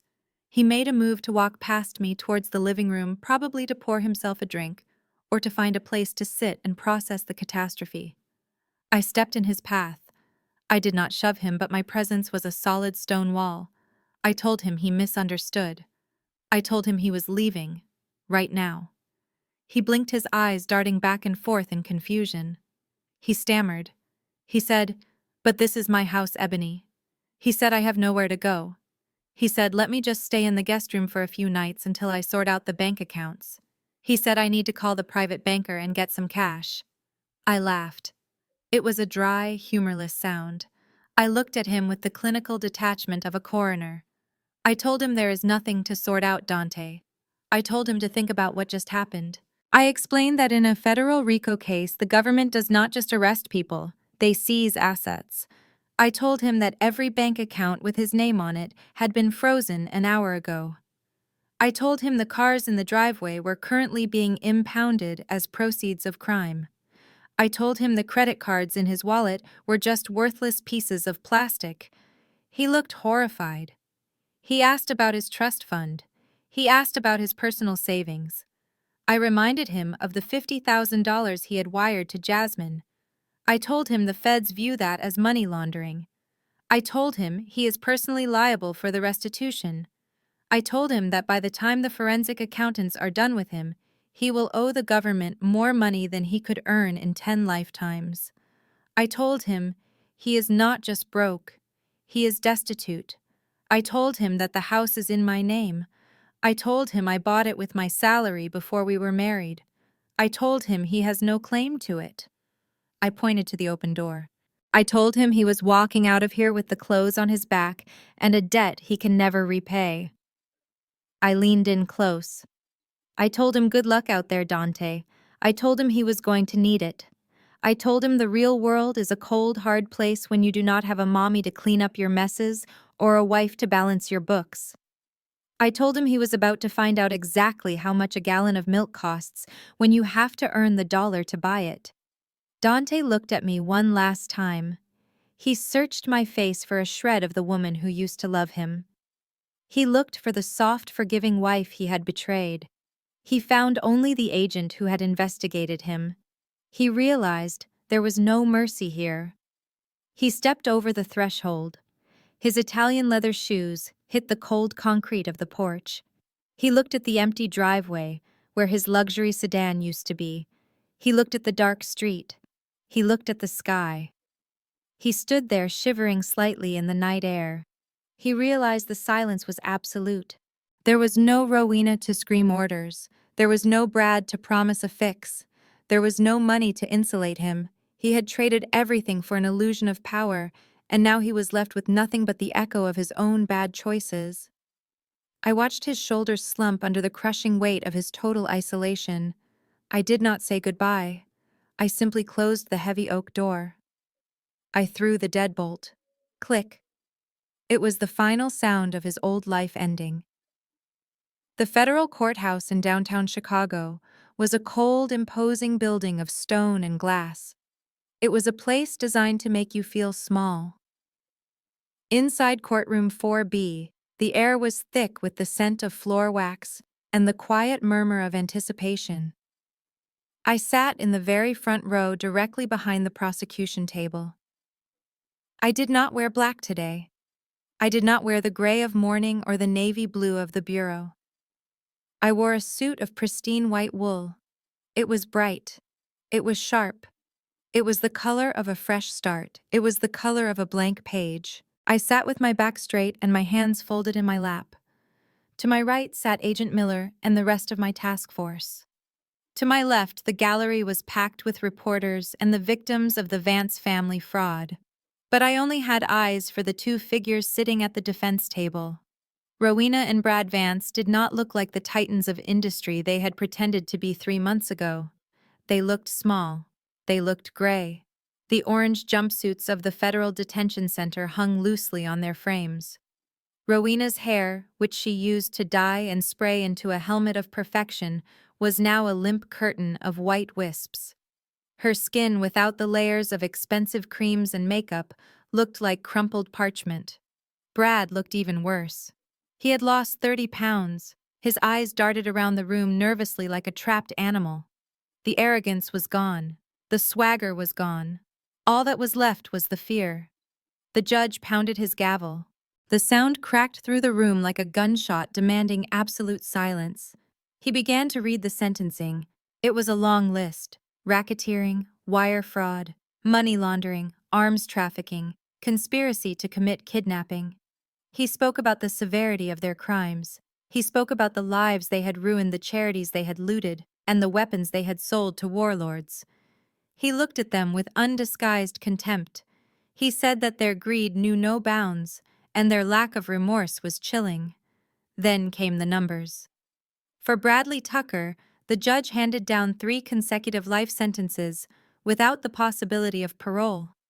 For Rowena Vance, due to her role as the architect of the enterprise and the confessed arsonist who murdered 2 people 30 years ago, he gave the same: life. They would die in concrete boxes. They would never see the sky without a fence again. Brad slumped forward, his head hitting the table. He began to weep, a soft, pathetic sound that no one pitied. The bailiffs moved in to take them away. The chains around their waists and ankles rattled loudly in the hush of the courtroom. As they were hauled to their feet, Rowena turned. She looked across the wooden divider. She looked directly at me. Her eyes were wet and wide. For the first time in 7 years, there was no malice in them. There was no judgment. There was only a desperate, silent plea. She looked at the woman she had tormented, the woman she had tried to destroy, and she begged for a shred of mercy. She wanted me to look at her with recognition. She wanted acknowledgement. I looked at her. I saw the woman who had burned my parents alive. I saw the woman who had tried to steal my daughter. I saw a stranger. I did not smile. I did not frown. I simply reached into my purse and pulled out a pair of oversized black sunglasses. I slid them onto my face, covering my eyes completely. I erased her from my view. I stood up and turned my back on them. The heavy oak doors of the courtroom swung open, and I stepped out into the blinding sunlight of a free afternoon. The day the Vance estate went on the block, the sky was a brilliant, unyielding blue. It felt like nature itself was celebrating the purging of a rot. I stood at the back of the crowd on the manicured lawn. The yard was filled with curious neighbors, real estate sharks, and developers looking to tear the place down for condos. They whispered among themselves, pointing at the boarded-up windows and the overgrown hedges. They talked about the scandal. They talked about the FBI raid. They treated the house like it was cursed. The auctioneer stood on the front steps where Rowena used to look down on delivery drivers.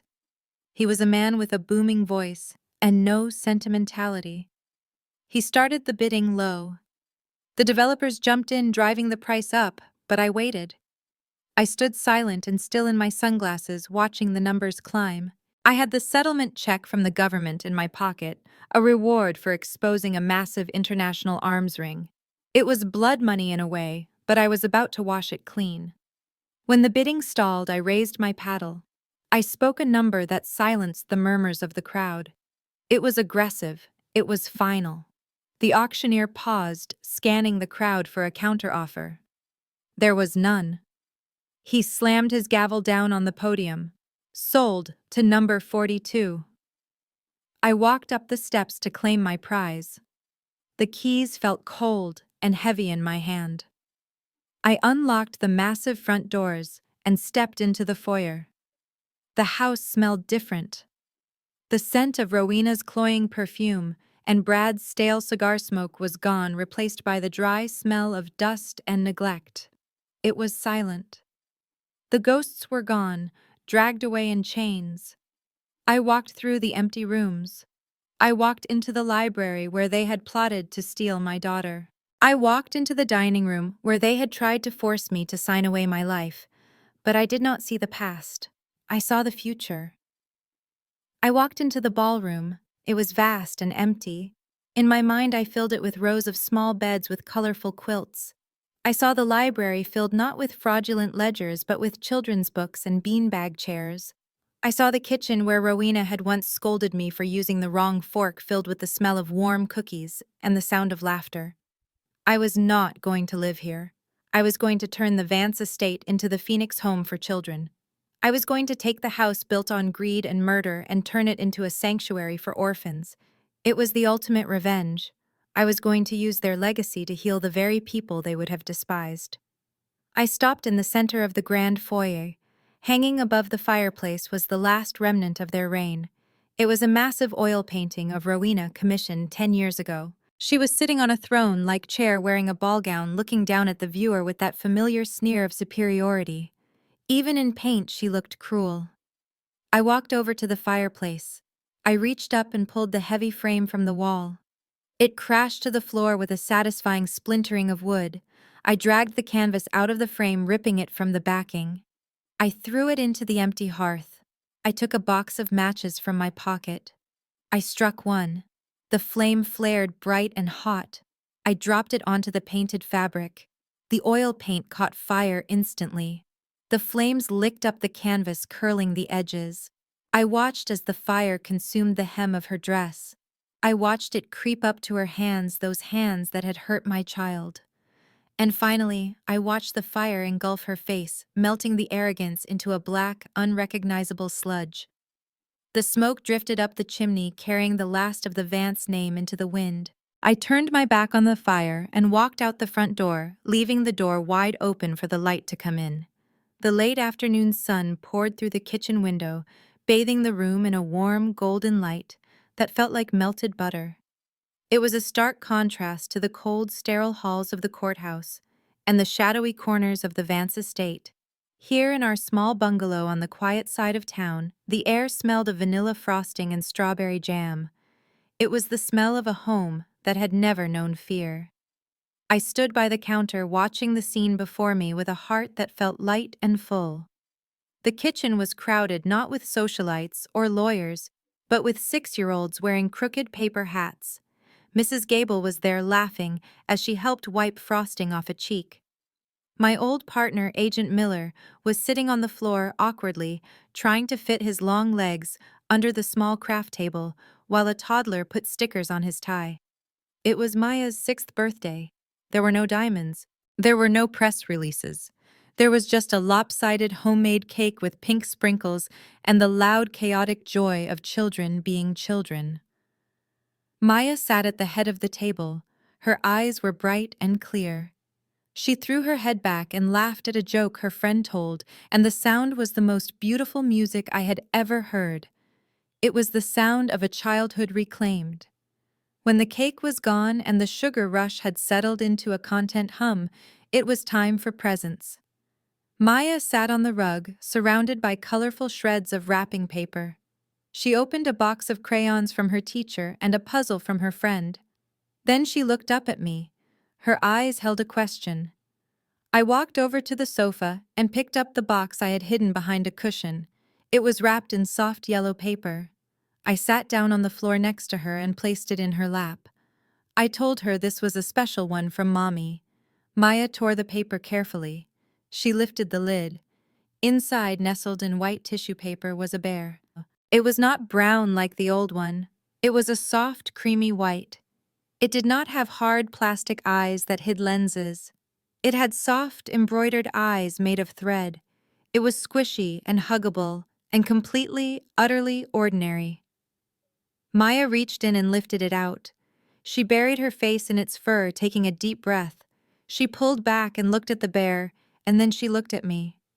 A small shadow passed over her face, a fleeting memory of a grandmother who broke things, and a bear that had wires in its tummy. She whispered to me. She asked if this bear had any secrets. She asked if it was listening to us. I reached out and brushed a stray curl from her forehead. I smiled, and it was a smile that reached all the way to my soul. I told her no, baby. I told her this bear does not have any wires. It does not have any batteries. I told her it only has one secret inside of it. Maya tilted her head. She asked what the secret was. I pulled her into my arms, hugging her and the new bear tight against my chest. I whispered into her ear that the only secret is that Mommy loves you more than anything in the whole world, and that we are safe. Forever. Maya giggled. She squeezed the bear tight. She said she liked that secret.